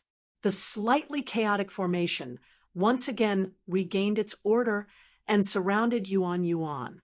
On both sides of Lin Shizhou, the warriors of the Eye of Nightmare had already raised their swords and slashed down. What was faster than the sound of the swords was the sound of bones breaking. It was as if an invisible hand had grabbed their necks and twisted them abruptly. Around the small house in the forest, crisp, cracking sounds could be heard. One body after another fell to the ground, struggling in the rain of blood, but it was difficult for them to get up. The small house in the forest knelt in the blood-colored mud. The panic and fear on his face had disappeared without a trace. It turned into a mocking smile. In his hand, the 8-yuan wooden figurine from the supermarket was being manipulated by his 10 fingers. He quickly twisted its neck, one round, another round, and another round. With every turn, a person's neck would be crushed by the power of the curse. I thought I could fool a few people. In the end, only Teacher was fooled. He sighed with some headache. Behind him, the phantom of a giant snake slowly appeared and coiled around his body. On the snake's head, there was a scholar's scarf. It did not look ferocious and terrifying at all. Instead, it was filled with a peaceful and benevolent aura. Only when its eyes occasionally moved would a trace of viciousness and coldness appear. Promotion. One of the third-level stigmata in the path of evil karma, promotion, relying on his teacher's cultivation and the instilling of the cage of dreams day and night, as well as the rich resentment in this hell, Lin 19 quietly and secretly advanced without telling anyone. This little brother was obviously very strong, but he was too steady. Originally, he said that he would trick as many people as he could, but he did not expect that his teacher did not notice his hint at all. Although it sounded a little sad that a stinky man was not as good as a fragrant and soft girl, but he still came to save him in a hurry. Could it be that his teacher was a tsundere type? On the battlefield, full of danger, the small house in the forest was absent-minded. However, the movements of his hands did not stop at all. Instead, they became more and more agile.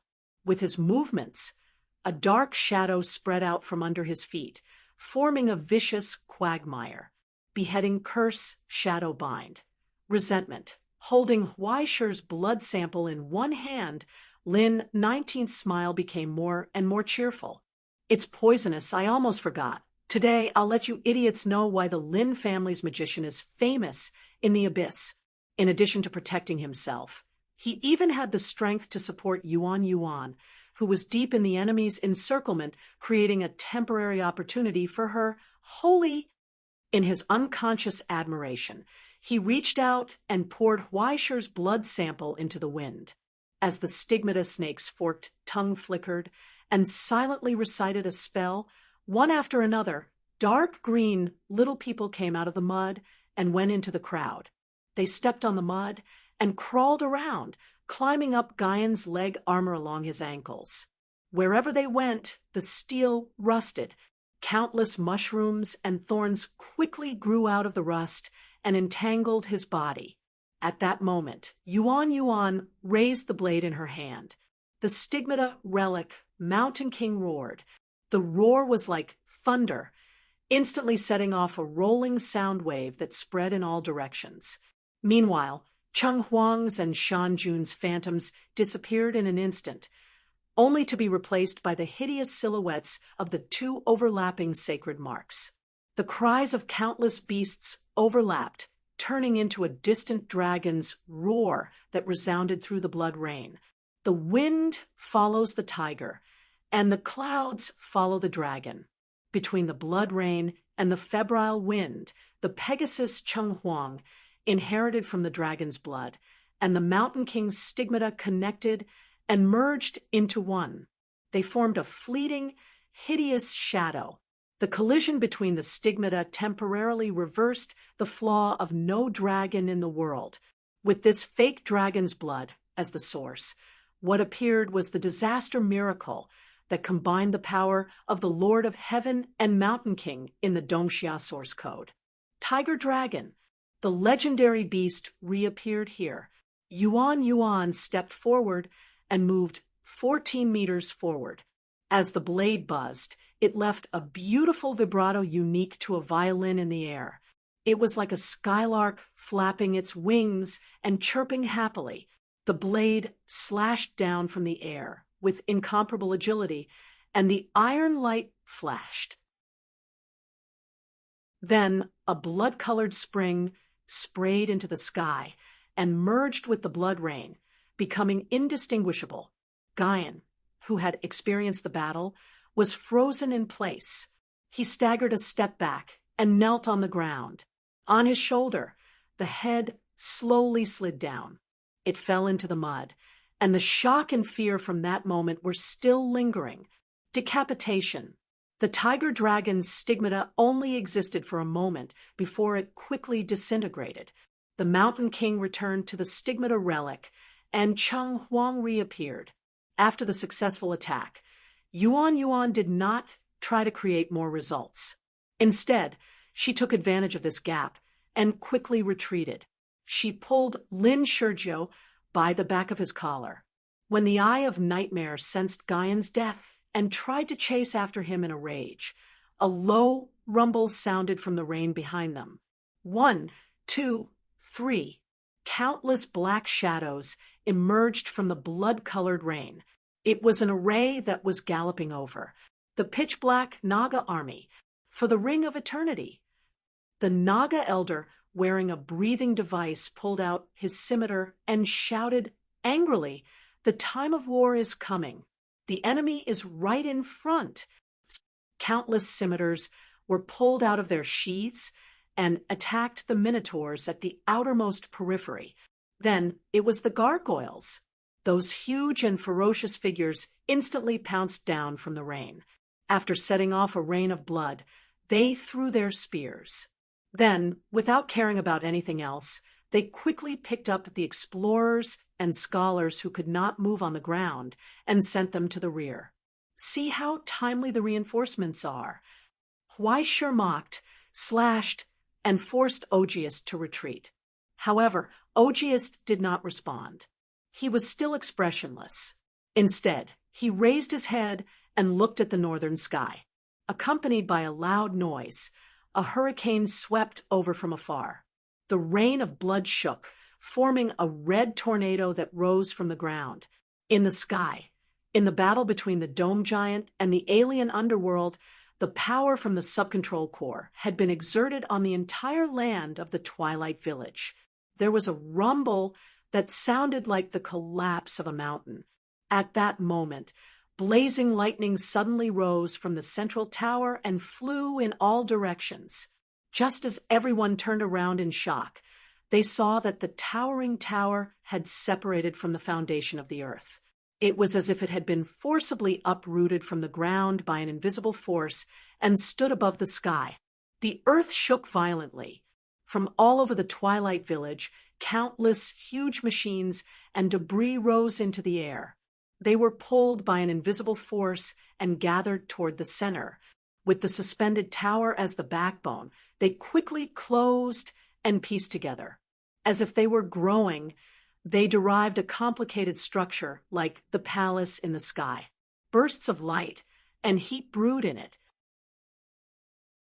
They forcefully propped up the natural disasters formed by countless curses, creating a peaceful area around the tower. Such a scene seemed familiar. Weisher subconsciously held his breath. He felt countless inexplicable fragments flashing through his consciousness. Along with them, there was also the illusion of wailing. The records from thousands of years ago once again echoed in Weisher's consciousness, bringing indescribable fear and uneasiness. It was the eternal frost furnace. After a long period of silence, the omnipotent perpetual motion machine was waking up. You're tuning in to the Mystic Fist YouTube channel. Don't forget to subscribe and join us on this journey to catch the most captivating stories.